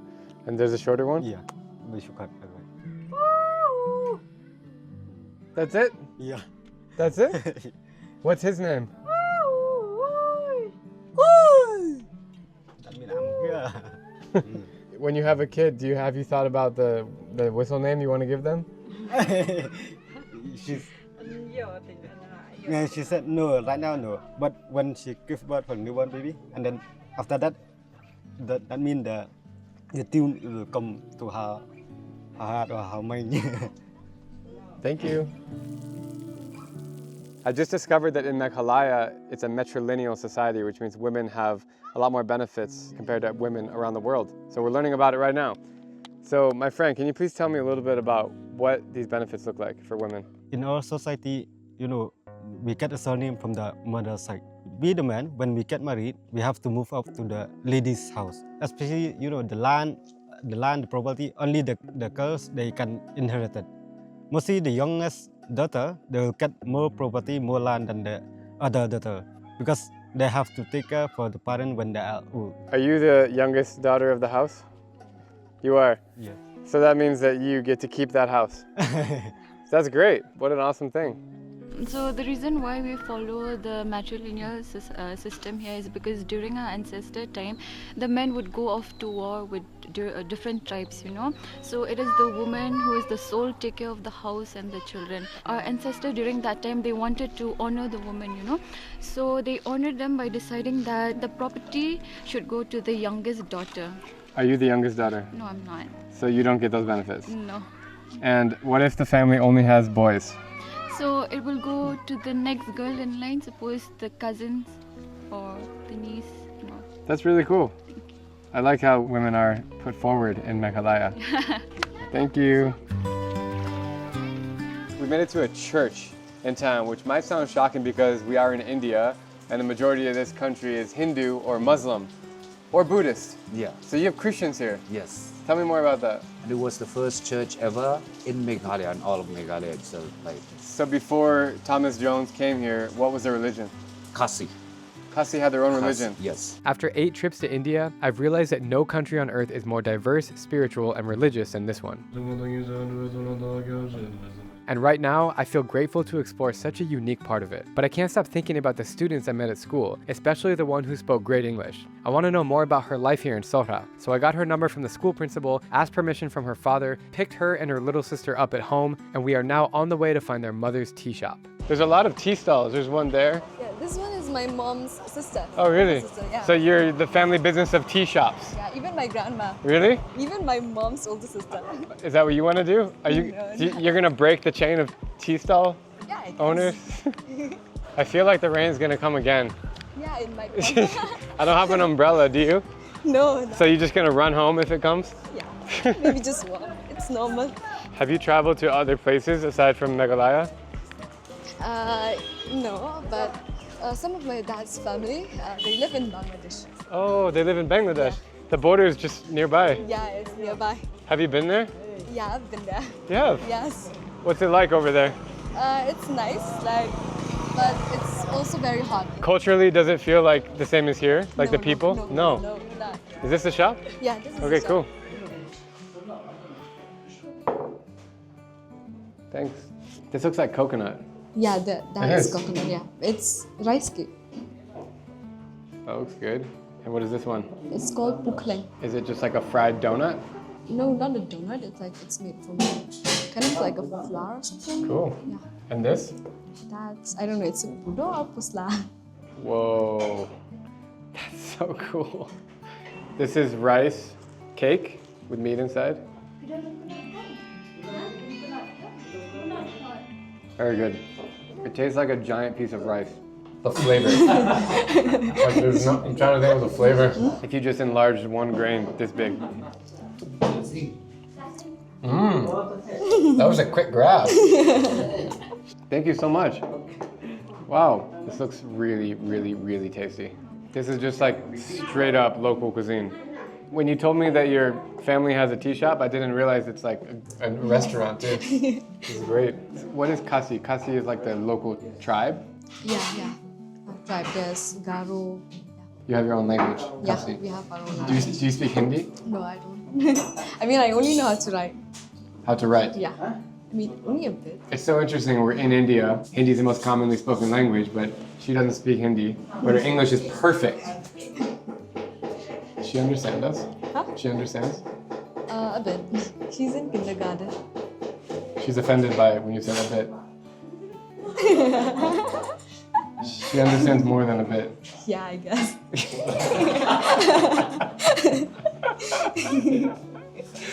How was your day today? Fine. Yeah, she got it. What did you do? I should play with my friends. And in home, I should I should do my homework and I finish, then I study and I just watch TV. Wow. She understands everything. What do you want to be when you grow up? A YouTuber. A YouTuber. And a Roblox player, like a pro. You want to be a pro Roblox player? Yes. I think your English is better than mine when I was your age. How old are you? I am 6. 6. I'm not sure I spoke English as well as you when I was 6. Do you like the rain? Yeah, a little bit. A little bit. Yeah. It doesn't bother you? No, it doesn't bother me. Like, it bothers a little bit. What about when it rains really hard? I just go to sleep. What if it's raining hard in the afternoon? I just watch TV and play games on her phone. You're making your debut in a first YouTube video right now. You said you want to be a YouTuber, and right now you're in my YouTube video. How does that make you feel? Like, very, very happy. That's good.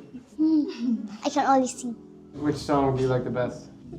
I like Soda Pop. You're my Soda Pop. Can you sing it for me? I forgot. But I can still sing that. You can ask flowers. Okay, go ahead. You can ask the flowers. Have super hours. Darling on to bluebirds. Not pale like he was. Pretty little baby. I'm so in love with you. Good job. I like how people just walked in and you didn't even stop. Like you just, most people would be too shy to keep singing. Yeah. Let me pay for the dinner. No, it's fine. It's okay. Let me give a tip for the dinner. No, it's fine. The people here are so nice, like they're not letting me pay. Thank you. These clouds are amazing. You literally live above the clouds. Yeah. That's so cool. I've never been to any place that looks like this. And I've traveled to every country in the world. Really? Wow. Yeah, and I've never seen, like the clouds are way below us right now. Yeah. That's normal for you? Yeah, it's normal for us. It's such a quiet place. Yeah. I could stare at this view for hours, but we have a new mission, and that is finding Pokemon cards for the little girl, because she keeps talking about them. I'm taking her to a shop to see what kind of new cards she can add to her collection. You found your shop? Pokemon. Oh, Pokemon cards. Can we get all of them? Are you excited? Yeah. Thank you. Thank you. Yeah. What do you hope to get in there? I got the rarest one. Which Pokemon did you get? Gosh. I have the rainbow one. Wait, is that Charizard? Let me see. Yeah, this is Charizard. That was my favorite card when I was a kid.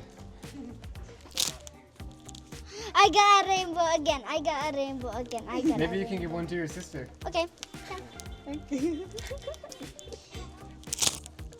I still need to look for the rainbow one. I need a rainbow one. I never got a rainbow one. Like, whatever. I still like it.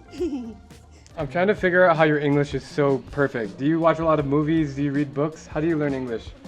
Like, I see TV and class too. Class and TV? Yes. My best friend, like, they protecting me. They never protecting me. Like, I just let them. Like, I just can't like. Does your sister protect you?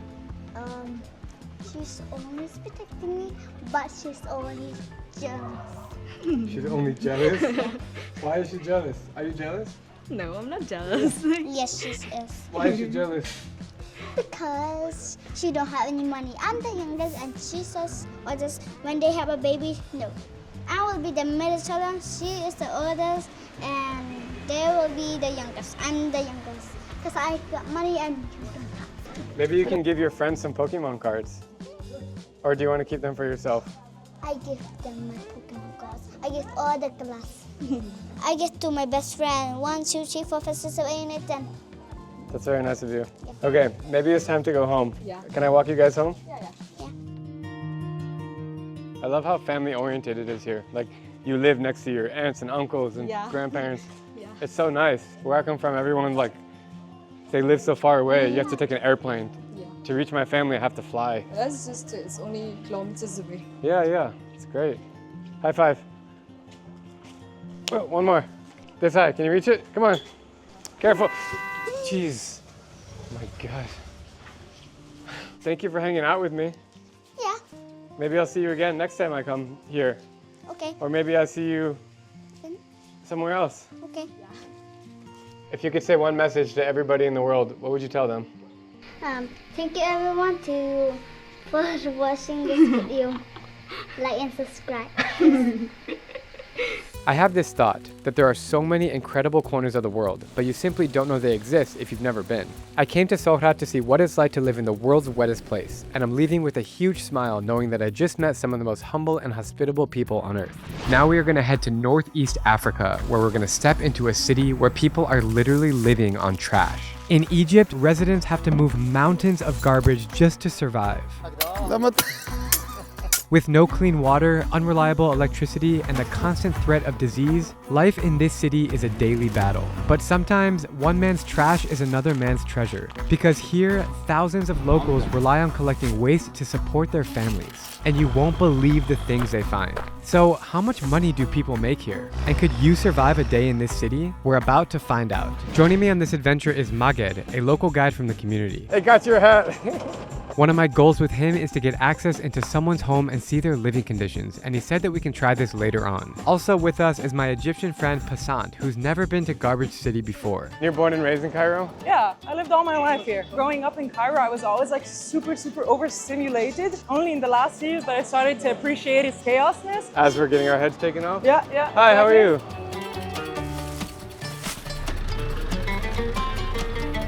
Look in front of us right now.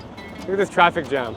Just trying to wrap my head around what we're seeing. I mean, we just like, boom, we're here, and now I'm trying to figure it out. Our office is like just 15-minute ride from here. You never heard of this place until I messaged you. I did know it's here. I just never like decided to come and walk. Right. It's not the most walkable.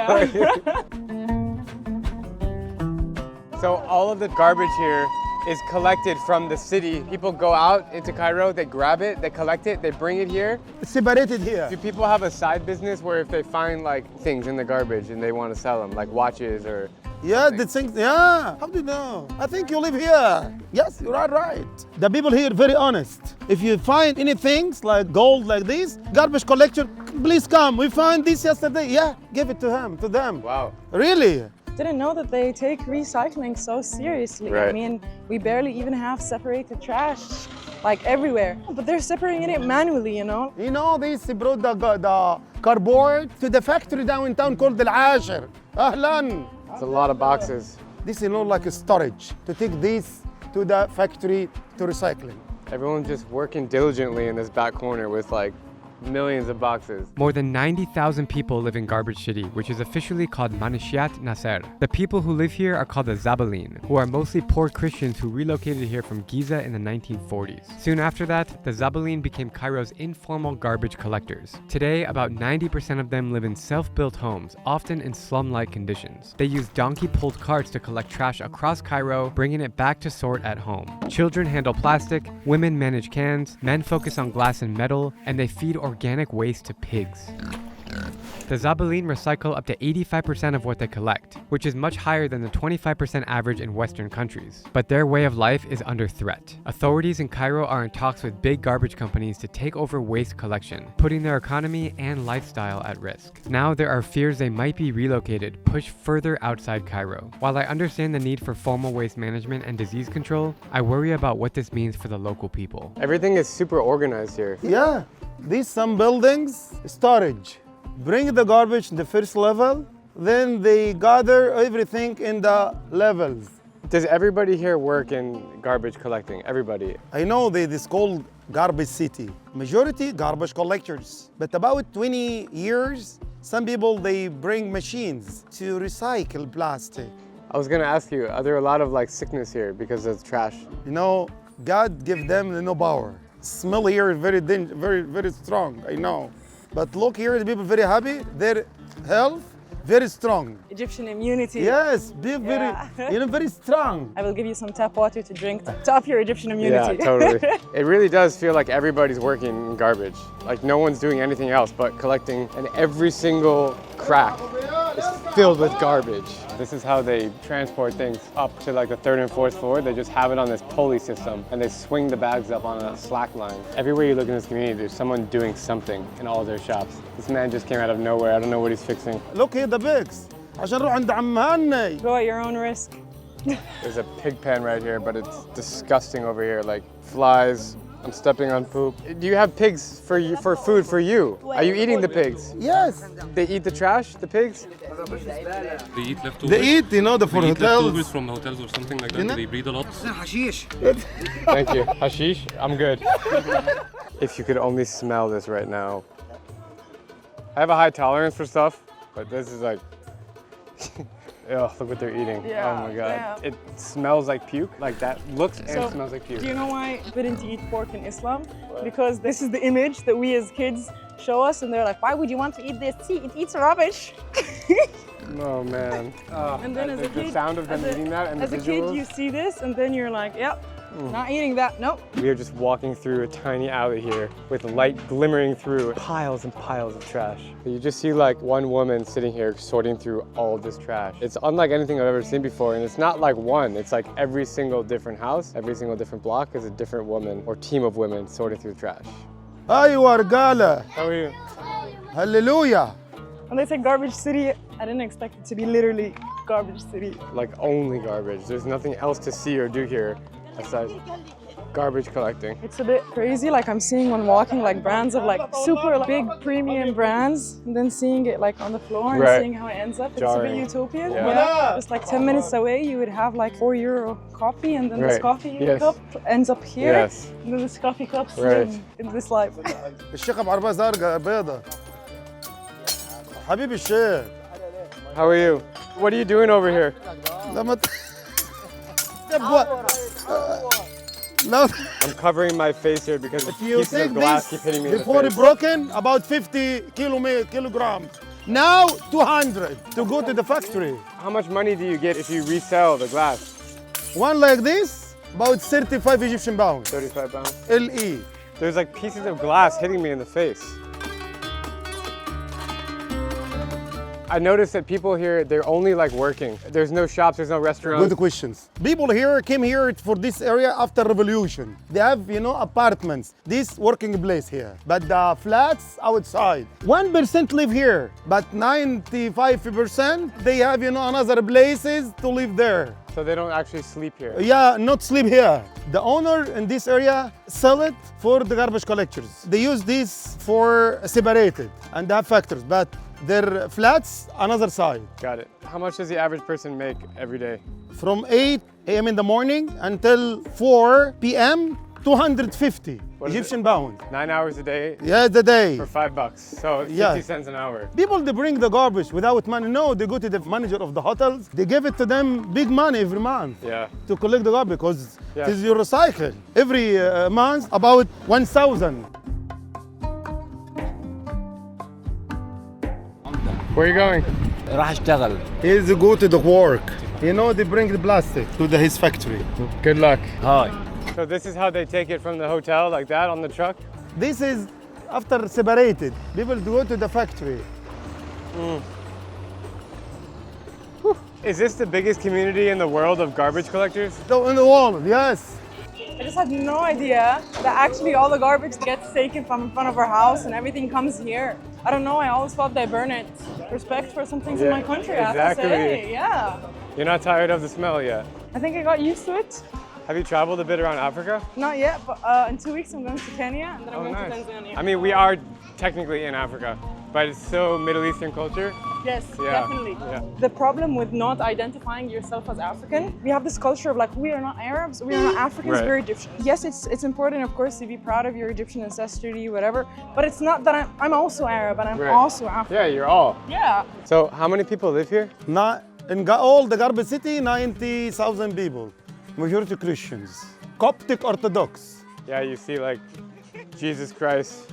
Most of the garbage collectors live here. Live here, yeah. This place, yes. We're just next to like all the working streets. It's just across, and this is where they live. Yes. Why is there like a thing in the middle here? What is that? Every year in August, 15 days for fasting for Virgin Mary. And they hang that blessing for the blessings. In Egypt, Islam is a dominant religion with over 90% being Sunni Muslims, but there's a significant minority of Christians who are known as Coptic Orthodox. Their history traces back to the very early days of Christianity, way before the arrival of Islam. And I came to find out that the biggest church in the Middle East is located right here in Garbage City. It's known as a cave church, and it is the spiritual heart of the Zabalines' way of life. It's also been on my bucket list to check out for a long time. We are entering the largest church here in all of the Middle East. There's the second coming of Christ. Jesus walking the water, and Jesus was Samaritan woman, and Jesus when he changed water to wine. Moses, I like Moses. The 10 Commandments here. This church is absolutely stunning. It's literally built inside of this mountain, like caved in down here.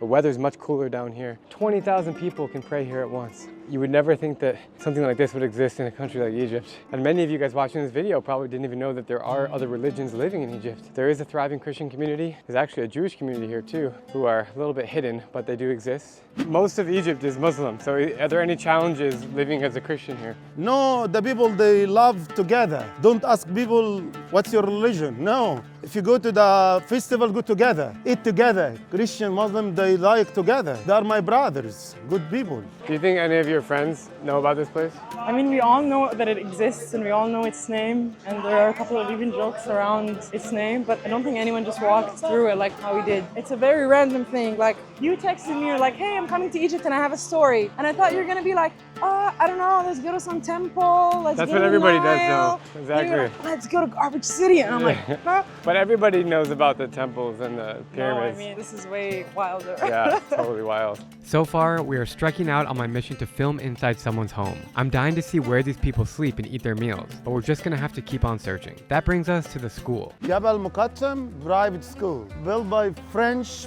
people. The nun called Sister Sarah Manuel. So kids that grow up here, they never leave the community. They go No, to school. they're very busy to collect the garbage, to separate it, and they take the children from the morning until 2 p.m. in this school here. Foods, feeding the children. So some people spend their whole life here. They Yes. never leave the community. Yeah. You're born and raised here? Yeah. How has this community changed over time?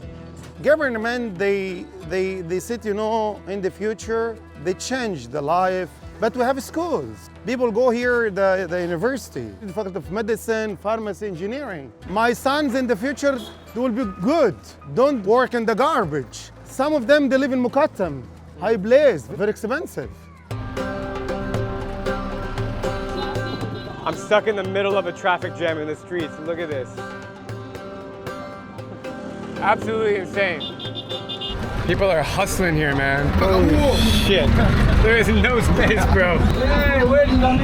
If you are not thinking about what you're doing, if you're just walking aimlessly, you get your head cut off. How is this car working? Look at it. The Americana. He said to me, take me to travel with you in America. We'll drive this car there. كلهم أعرفه. Whoa! Are you okay? No limes were hurt in the making of this video. يا بنوب! Yeah, big, very high. This car is fighting. Yes. Whoa. Look here, take this, go to downtown. It's moments like now where I wish I could speak Arabic. Go. They got your hat. This is so bizarre. So right here, the guys are collecting all the garbage and they're bringing it in a forklift all the way up and putting it on this truck, and then it's being transported. يعني زي على 20 سنة.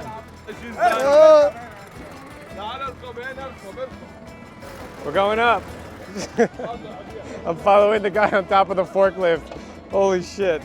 I'm actually like pretty high now. I hope this doesn't fall. Holy shit. يلا خوش. Yalla, yalla.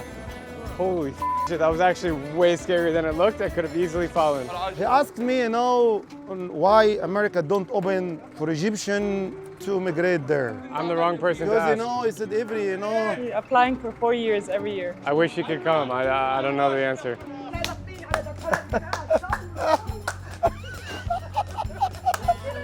What was that about? I thought I was taking video of her. What makes you so much happier than other people?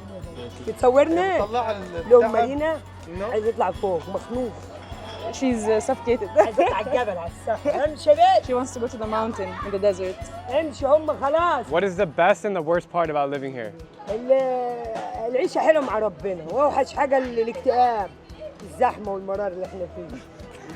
If you could say one message to everyone in the world, what would you tell them? بقول للعالم ربنا يهديكم ويصلح حالكم ويبعد عنكم المرض وخلوا لاولادكم وامشوا بخوفة ربنا عشان ربنا يبارك لكم. ودي الايام الاخيره اللي ما تابش يحاول يتوب واللي ما عندوش حاجه لحد يحاول يديهوله والناس تصلح طريقه. تمام كده؟ تمام. This woman is the funniest woman I met in my life. استعدوا المسيح الاباء كلهم توبوا واستعدوا. Everything she was saying, it's all For me, it's really a mind to hear Arabic, but they're Christians. Because Arabic in my brain is only for like Muslims. Bye. Thank you so much. Bye bye. That lady was really funny. Yeah, this lady was hella funny. Because most women here are super shy of cameras, but she just like ran up to me. Hi, hi. In this corner of town, there's actually life. There's like markets, there's fruits and vegetables and shops. You can kind of see that even in the trash, there's still life. Here's a little restaurant behind me, so you can see people eating, making bread. So there are people just kind of enjoying their tea outside their shops amidst this crazy garbage city. You're the first people I've seen eat or drink something on the streets here. You're the first ones. I'm okay. You know, you are very nice people. Thank you. So here there's a lot of life. There's shops, there's... Yes, shopping here. Garbage collectors, every day they came here this square to take it from here. Every night here, crowded here. Behind me is the sweets corner, and then over there is the shisha corner. Everybody loves shisha. Yeah. It's a big thing here. What you saw now is called ahwa. Yeah. Ahwa technically means coffee, but it's also said like if you were the place you sit and like drink coffee, tea, shisha. But it's a male thing, right? Or women do it too? It's a very male thing. So if you did it, they would look at you weird. You're kind of not allowed to. I mean, not allowed to, you can, but it's odd. So I find it interesting that even though Egypt is like progressing and becoming more internationally known and recognized, there's still these like gender roles in the society here. Yeah, for sure. As a female, do you feel like you're missing out on stuff, or it just is what it is? No, it's not tough because it's like there are just things that you need to do differently. Here, I can be as loud as I want in the street, and it's completely fine. Yes. And then if when I was in Vienna, they'll look at you like you're crazy. Yeah, people here are very loud, and it's normal. Yeah, it's okay. Yeah, in Vienna, you can hear a pin drop on the streets. They don't talk. Literally felt so like, and I was like, I'm a wild animal. Let me go, let me go. For sure, there are things like, for example, okay, I have to like wear pants, like okay, but it's okay. I mean, I can still work. I'm still respected. People will never hurt me. I can still walk in the streets, and I feel 10 times safer than when I was studying in Florida. When I'd walk home at night alone, like genuinely, like always like looking behind me, and so. I feel that everywhere in the US. Yeah. It's amazing that the women are the ones working and organizing the trash. The men are just sitting smoking shisha. The women are doing all the freaking work. Yeah, we work here. Just having a moment here to catch my breath and just try to digest what is going on. I gotta be honest though, people here are very, very friendly. They're all waving at the camera. They're all saying hi. People here, you know, hard work, you know, faces very smiling, you know, smile. It is quite alarming that they have to live in this stench and the dirt and the dust and the smells. At some point, I guess it just becomes normal, but for me, visiting for the first time, it's a lot to handle. It makes you feel really blessed of where you came from, how easy you have it in your life, because people here, they don't have it so easy. Where are we now? We are, you know, Association for EPE, Association for the Protection of Environment. You know the rugs? Amazing. Like this? Yeah, that's amazing. Thanks. Wow, she's making all of it. This is an example of a thriving small business from collected things in the community. They're making invitation cards, they're making purses from the little caps of the soda cans. Very resourceful. Walking through that facility, it hit me. The world has so much to learn from Garbage City and the people who live here. But I still haven't achieved my goal of taking a look inside someone's home. And just as I'm thinking that, I meet a man hanging around outside who seems a lot friendlier than the rest. We have a big system in the recycling in my area. Where's your shop? Can I go look at it? As you like.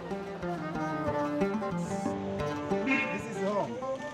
We're in the back of his shop and you can see how they organize everything by color, by weight. Black colors. Black, everything here is black. Yes. This white. So, very, very expensive. This 1 kilo from this one from 40 pounds, Egyptian pounds. Okay. Tons, about 40,000. The garbage collect the like restaurant, hotel, buildings, and come to here to sort. How long does it take from the beginning of when you get the trash until you finish? How long does it take? To collect one day, but many materials and many colors. This red and yellow. Why do you separate the colors? Different materials. Different materials. But are you selling this? Yes. You sell it. Okay. And white, like this white bottle. Yeah. This another. Whoa. Wow. That's your daughter? My nephew. How many hours a day are they working, the kids? Start in the morning and finish at 6. Every day? Yes. Every worker takes 300 every day. Like $5. $5. But work, it's not easy. It's so hard. You should have big experience to work like this. You should have experience. So your parents were garbage collectors, your family? Yes, I born here. You guys are very hardworking. Yeah, so difficult life. Before here, no water, no building, no electricity in hospitals, nothing. I didn't go to school because. How did you learn English? Your English is good. This really good, bro. Step is so hard for me to learn because I have work, I have family, but I have mistakes in my English. But it's okay. Not many, man. Your English is really good, bro. I'm serious. Are you happy? Is your life happy? Yes, I'm happy because this is my work. I have good relationship with Jesus. About 15 years ago, we don't have anything. Yeah. But now, life is good. Alhamdulillah. Yes, alhamdulillah. Do you sleep upstairs? Your room? I have a flat here, but I don't live here now. I live in Muqattam. What is here up? People sleep? Yes. What is the room there? My mom, first fly, second my brother, second fly, me. Look at all the flies, man. A lot of flies. Yes, it's more. This is my daughter. Hi. You speak English? Yeah. You're very kind. Thank you so much. What would you like to drink? No, we don't need anything. Sharbin, keep your money. Keep your money. It's okay. No. Sharbin, what's happening? Explain what's happening. He wants us to drink tea with him. I wish I had time. We gotta keep moving. I appreciate you. I appreciate you. And welcome. Have a nice time. Thank you. I hope to enjoy in my area. We need to know the government not help people here. Some people work about 20 hours in the day. It's not easy. Thank you. Visiting this man's home was a real wake-up call. Here, garbage isn't just garbage. It is survival. The future of this community is uncertain, and whether it will last is anyone's guess. I still can't believe how the Zabaleen have built their lives from what the very world throws away. If we had their resourcefulness and determination, we might see trash and life a little differently. Next, we're gonna head into the most uniquely shaped city on Earth. A place known as the world's narrowest city. You could almost shake hands with your neighbor from across the alley. Squeezed between two very steep mountains, you can find high-rise buildings that are constructed in a single row along this polluted brown river. Shopping malls, restaurants, and apartments are literally clinging onto the side of cliffs. The main road of Yanjin follows the river's path, winding through the city with barely enough space for 2 lanes. But somehow, 100,000 people live here, and they face the constant threat of floods and earthquakes, as their homes are sitting on the edge of disaster. I came to Yanjin to document how people are living in this crazy environment despite the constant threat of catastrophe. My mission is to make a local friend, explore the area in depth, and see if we can survive the most dangerous hike in all of China. One slip and it's over. I first heard about Yanjin from a Chinese YouTuber named Yan. Good morning, Internet! So I reached out and brought her along with me on this adventure. What's your YouTube channel name? Little Chinese everywhere. This is the first time I'm seeing the city right now. You have this brown river and these extremely vertical buildings that are just on the sides of it. It's literally the most bizarre topography you could imagine to have a city. Leave it to China to invent something like this. It's early morning and we are heading to the market to see what people are selling here. More importantly, I want to ask the locals what they think about living in a city with such a bizarre layout. My first few steps on the street here and it's crazy. These huge trucks are just coming through the streets like they're just spitting shit at you.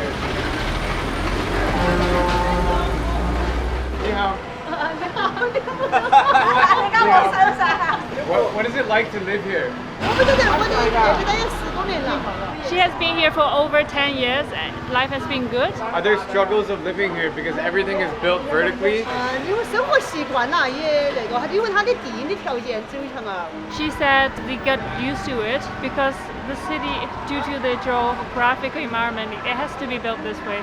The morning market is kind of shoved onto the side of the road here. There's no other space for it. I gotta say the fresh produce, the fruits and vegetables look outstanding here. This shop here has a bunch of live animals. What kind of fish is this? Goldfish? What is that? Frog. If you buy from here, they will process it for you and you can take it to a restaurant. We are in the mountains in the countryside, so they have a lot of fresh fruits. Yeah. Hello. How are you? Hello. Xie. I'm trying the plum. It's actually really tough texture. It's like hard. Whoa. It's like the consistency of an apple. Sour. In many ways, this town reminds me of places in rural Vietnam. The way that the people dress, the way that they act, they kind of sit on the side of the road and spit sunflower seeds in small little chairs, the way the shops look. It's really, really, really cool to travel here. And it makes sense because this province, Yunnan, actually borders Southeast Asia. It's all connected in the same land, so it makes total sense to me. So we're now walking in the main part of Yanjin, and I gotta be honest, it feels kind of like normal over here, like this part of the city at least. Some of the shops are really nice and modern, but then of course you have like these traditional farming ladies on the side of the road. What's it like to live here? Is that good? Do you ever get scared that there's going to be too many buildings and they're going to collapse, or that people just can't live here anymore because it's not sustainable? No, they're not worried at all. Have you ever seen like foreigners here before? She said, no, not here. What's the best and the worst part about living in Yanjin? The most inconvenient part is it's badly connected to other parts of China. And the good thing is the climate is very good. The temperature is very enjoyable all year round. 送你去远方。 I'm hanging out on the suspension bridge here by myself. My friends are in the room and everyone's coming by to say hi. It's a pretty amazing sight. Super, super nice people out here. Hi. Hello. Hello. Hello. Hello. America. America. America. America. China. Ni hao. Ni hao. Ni hao. Hello. Ni hao. Yeah. Hello. Hello. How are you? I'm fine. Hey, we got an I'm fine. That's good.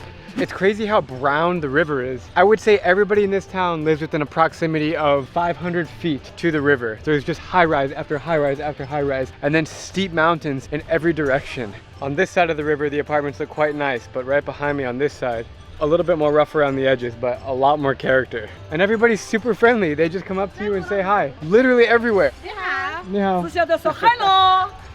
你是哪个国家的？你是哪个国家的 American. American. American 是美国的。哪个国家 ？America. That's America. There's a lot of stairs here. We're just like, okay, let's go walk around. First, let's walk up 200 stairs. It turns out to be a hike. Yes. Out of nowhere, two policemen approach us and they don't look very happy. I think it's because they see me flying my drone. So I scramble to take it down and hide it. I'm ready for them to confiscate it. But then the opposite happened. So the policeman came over to us and we thought they were gonna tell us not to drone, but in fact, he was just telling us where to shoot. He's like, you should go over there and shoot the mountain. He said over there is a viewing platform.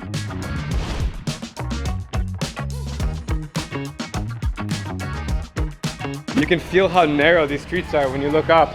All the buildings are like caving in on you. And the walkways are so narrow. You could almost shake hands with your neighbor from across the alley. It's that narrow.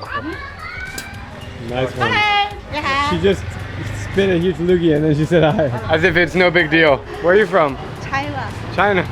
Nice to meet you. Welcome China. Thank you. What? The kids are really curious and cute. Hello.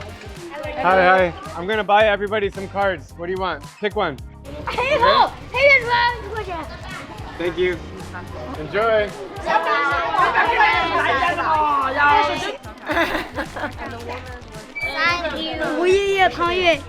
So this street is more like the commercial shopping street in town. Yeah. The only one, right?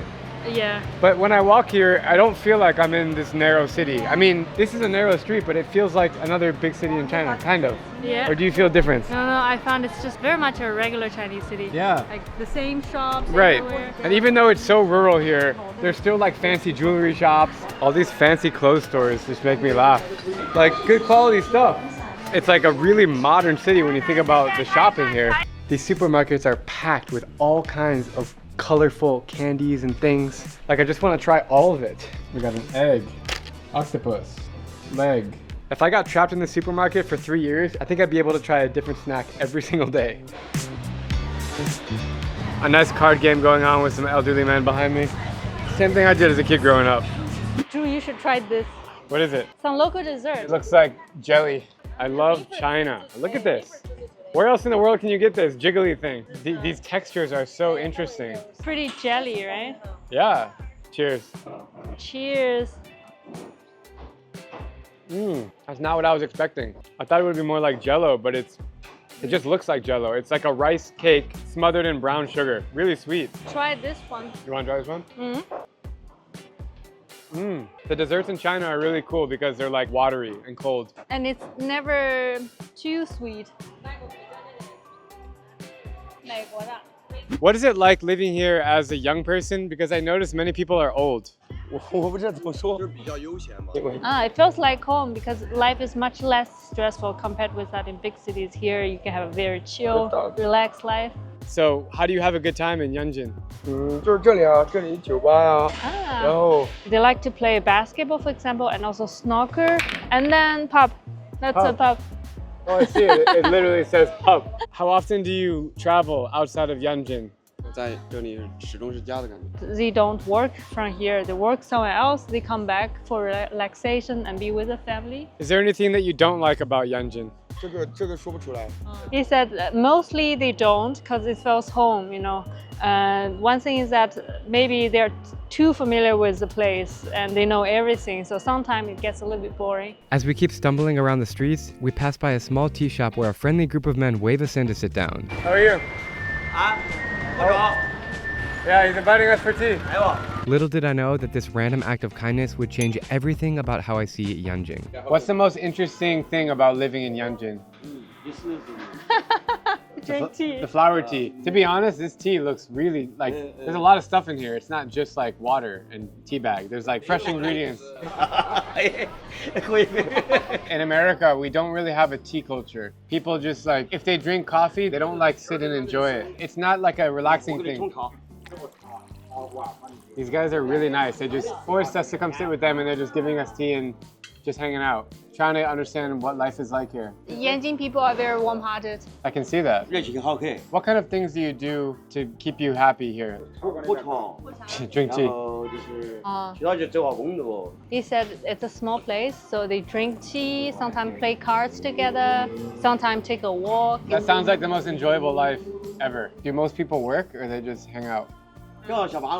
He said people work, but now it's like off work time. Oh, they are like, they work on construction side. Look. Strong man. This is actually one of the best teas I've had in a long time. Yeah.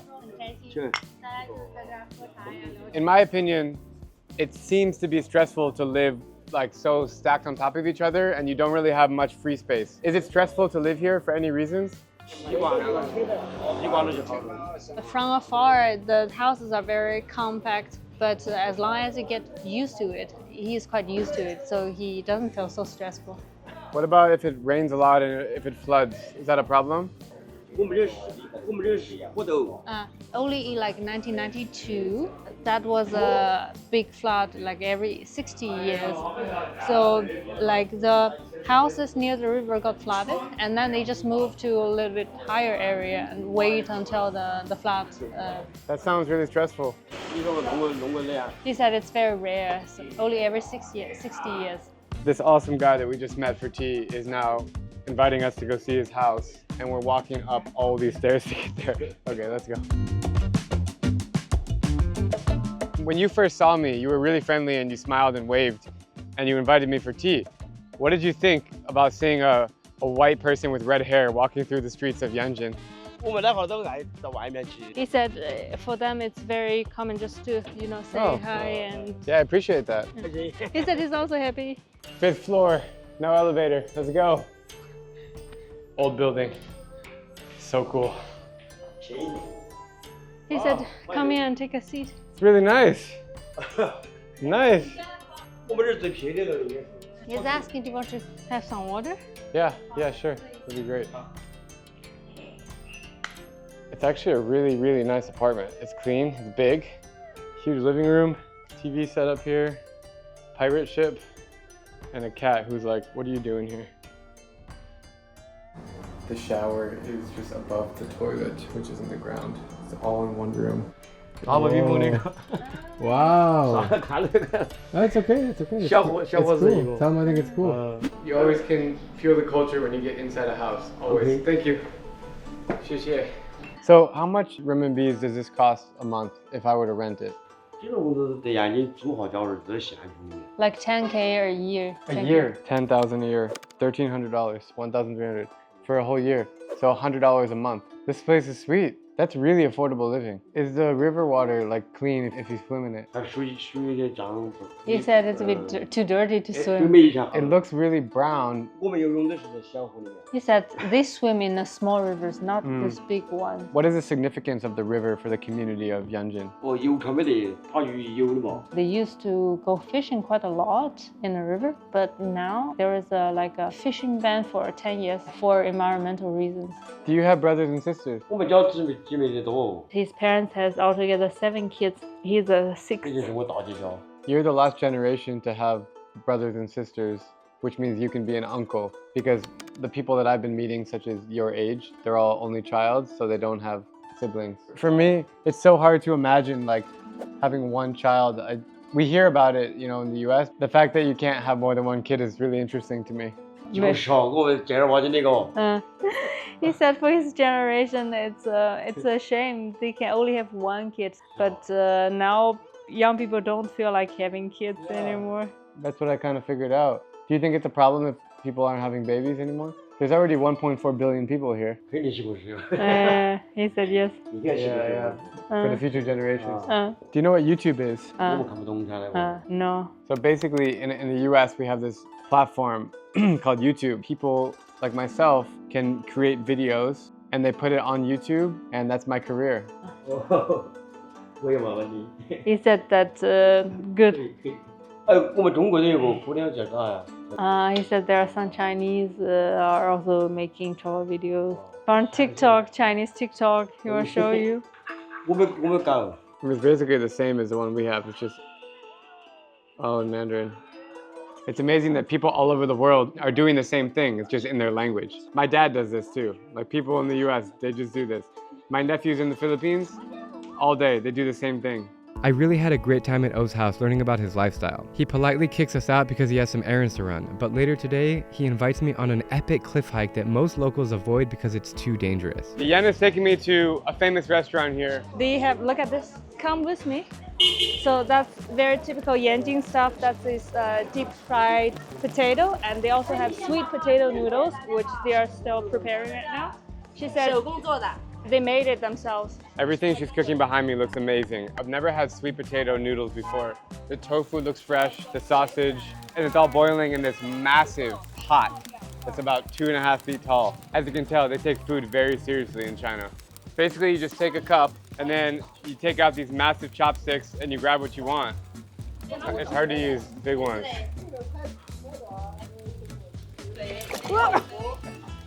First timer over here, first timer. Don't worry. Sorry guys, this is not working out really well. Trying my best. This is the highest level of chopstick. Yeah. She's backing up. Okay, cool. And then all this, you put it in. All right, it's like Chipotle. You go down the line and you get everything you want. This looks so good. Why? She said that's not for this. I'm so sorry. White guy's eating with my large chopsticks. All right. The best thing about this bowl is that it's $1. And this is kind of our salad that we just got ourselves, and she put a bunch of stuff on it. Sweet potato is so good. What I love about the food here is it's really fresh. People are obsessed with eating fresh food here. For all the Chinese who migrated to the US, many of them have their own garden. I can't explain how good this is. So many flavors. Spicy, tangy, sweet. This is these sweet potato noodles, which I've never had before in my life. Look at that. Oh. Is this a regional thing, the sweet potato noodles? Yes. Wow, look at my skills. I saw you do it, so I'm just trying to... They taste quite different than regular noodles. They're a little bit like softer, and they're really slimy, but super tasty. 你好。你好。Where you at, bro? Okay, we'll see you in like 30 minutes. O is ready to take us on the epic cliff walk, so we're gonna quickly finish our noodle soup before heading out. He tells us to meet him back at the tea shop with his friends. Hello. Hey. Hey. Alright, we just found our buddy. He's here at the same shop drinking tea, and I got a gift for him. He's gonna be really happy. For you. Oh, yo. It's a gift. A gift. The 30-minute drive into the wild begins, and I have no idea what to expect. We are starting the hike. Yes, he's saying be careful. I actually don't really know where we're going. Yan knows where we're going. Wow. We're going up and up and up. The views are epic here. You know, there are some coffins, wooden ones over there. Got a lot of stairs here. We're moving. Stairway to heaven. It's the first time I've turned around to look back. Absolutely epic backdrop. Come on, Yan. You got it. Are you tired? The only 3 words we can communicate are hello, okay, and bye-bye. Oh! It's amazing how they have this ancient staircase here that goes probably way back. As Yan was telling me, it's how the old farmers and merchants and traders would bring goods from Yunnan province to Sichuan province, because we're right here on the border of both. So who are these guys? They're living on the other side of the cliff. So they have to pass it every day? Yes. Whoa. When there's a train, like, the horn is so loud, the whole city can hear it. Oh! All right, so it's just me and O that's gonna walk through. Hopefully we'll be all right. I mean, if it's life or death and I need to communicate something, it's not gonna happen. Here we go.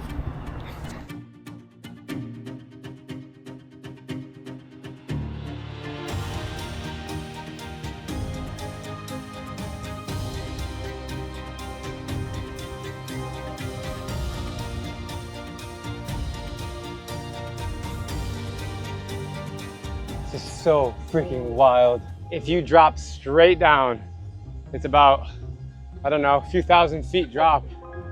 This reminds me of Death Road in Bolivia. If you're not trusting your balance, you could be screwed. Oh my God. Are you okay? I prefer to stay on the ground. She's like Spider Woman over there. Okay? Okay. Hello? Okay. Something I don't do enough when I travel is just sit here and take a moment to reflect on what I'm looking at and what I'm doing. And man, this is the part that makes me the most nervous right here. It goes straight down. Woo! Oh my God. You get that pit in your stomach when I look up or down. Look at these 2 ladies just like casually walking across the cliff walk. Oh, she has a bird on her shoulder. Is this your pet? It's her baby. What's the name? 它有名字吗？小黑，小黑 like little black. Shohei. What an epic place to meet her with a bird on her shoulder and then this massive. Oh my God, that could have killed me. I could have just fallen backwards. Like, holy shit! That scared the shit out of me. Yeah, and that could have been the end. Oh my God. His name is Tang Tang. What's your name? Oh, my English name is Amanda. That's my sister's name. Oh, sister's name. Amanda. Are you scared of this road? A little. How often do you take this road? Every 2 days when there is a market. Isn't it difficult to walk this? 一点都不怕吗？No, they are very used to it. What about the time when the earthquake hit? Was it scary? He said like starting from here, all those mountains, they are not affected by the earthquake, so they are fine. All right, guys. Well, good luck out there. 好，谢谢。 Bye-bye. And they're actually using this road to get across to the other side. After the hike, we stumble upon a nice village nearby, and it's a whole different world from downtown Yanjin. We can't end this video without sharing a meal with O. Everything feels a lot newer than the other place, and it's super quiet, but they preserve this kind of like ancient feel of the buildings. He said, welcome to here. Oh, thank you. And wish you good health. Thank you. 谢谢.好，祝各位身体健康。 He said, "May the world peace." Peace. O has taken us to his friend's restaurant here in this little town. The food has just arrived. It's been cooking in the kitchen for quite some time, and there's a lot of food. If there's one thing I learned about being in China, they like to eat. You just kind of pick whatever you want. It's very communal. Oh my God. I've never had tofu this good before. Really good. Extremely spicy. Cilantro, oil, tofu. Try this one. This looks like bacon. Really rich flavor of pork, soaked in this really, really tasty juice. It's basically like better cured bacon. You're really lucky that you live here because every meal is so good. Like the people who are living on this land is nurtured by this land. Where I come from, everybody orders one dish and nobody touches it. Like if somebody says, "Can I have a bite?" They're like, "No, bro, that's mine." It's totally different. There's one takeaway from this story. Let it be that life is so peaceful and beautiful out here. Everyone seems to be really happy and the food is really freaking tasty. 慢吃. That's what we often say on the Chinese table. That is bon appetit. 慢吃. 慢吃. So far, I know that you're a chill guy.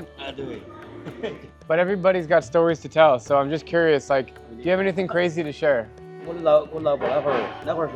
He lost his mom when he was only 8.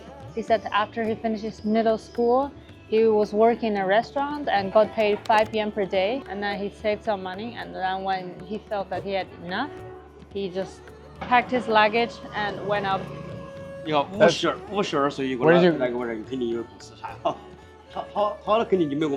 And he saved for like 300, 400 yuan. He said just 1 month, and then he spent all his money. He went back to Kunming where he has a relative.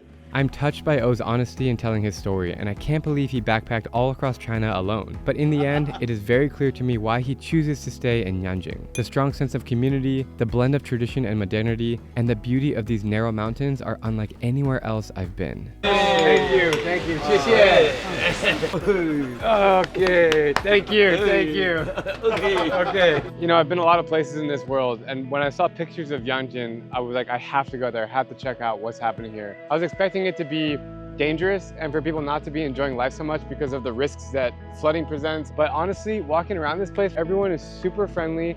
It's just a normal Chinese city. Like everybody seems to be really happy and they're smiling at me in the streets, and it's crazy. Like when you're walking in this city, if you keep your head level, it looks like any other place in China. You have to make sure to look up at the buildings and also look down at your feet and the beautiful surroundings around you, and then you realize that you are really in a special place. And finally, we're gonna enter a city that is known for having the world's most bizarre laws.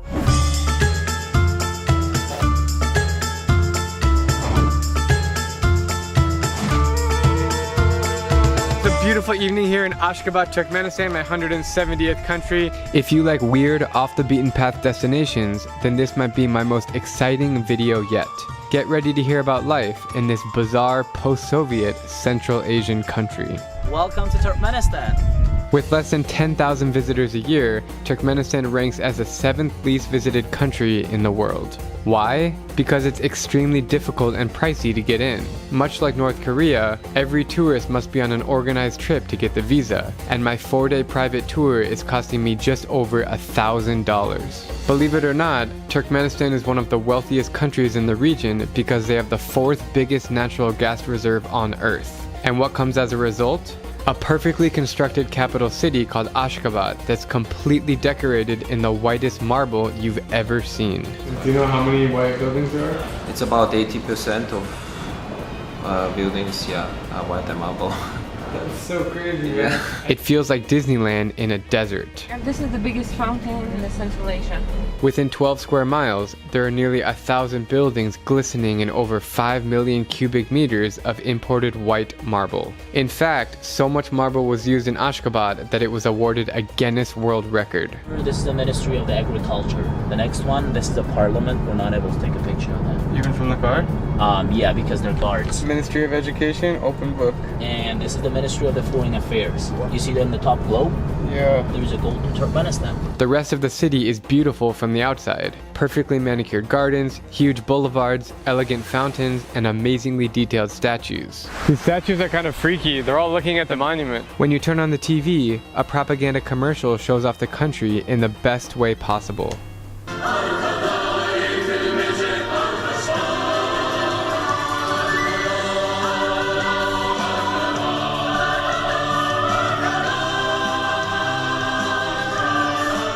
But the funny thing is, the streets are shockingly empty during the day, almost like a ghost town. So I'm walking around the middle of downtown Ashgabat, and it is just so weird. You got all these white buildings everywhere and these like monuments staring at you. The only people around here are construction workers and soldiers. This wedding hall is obnoxiously big, and it just doesn't make sense. Like, how could that many people be getting married here? You get the feeling that someone is watching over your shoulder 24/7, and it's always nerve-wracking to take any photos or videos. But I did find the people to be very friendly and quite curious, and most of them do love the camera. Spasiba. On one occasion, I was lucky enough to see people out in the streets. Okay, so we hear some drum beats over here, and apparently it's a Turkmen wedding. We're gonna crash it.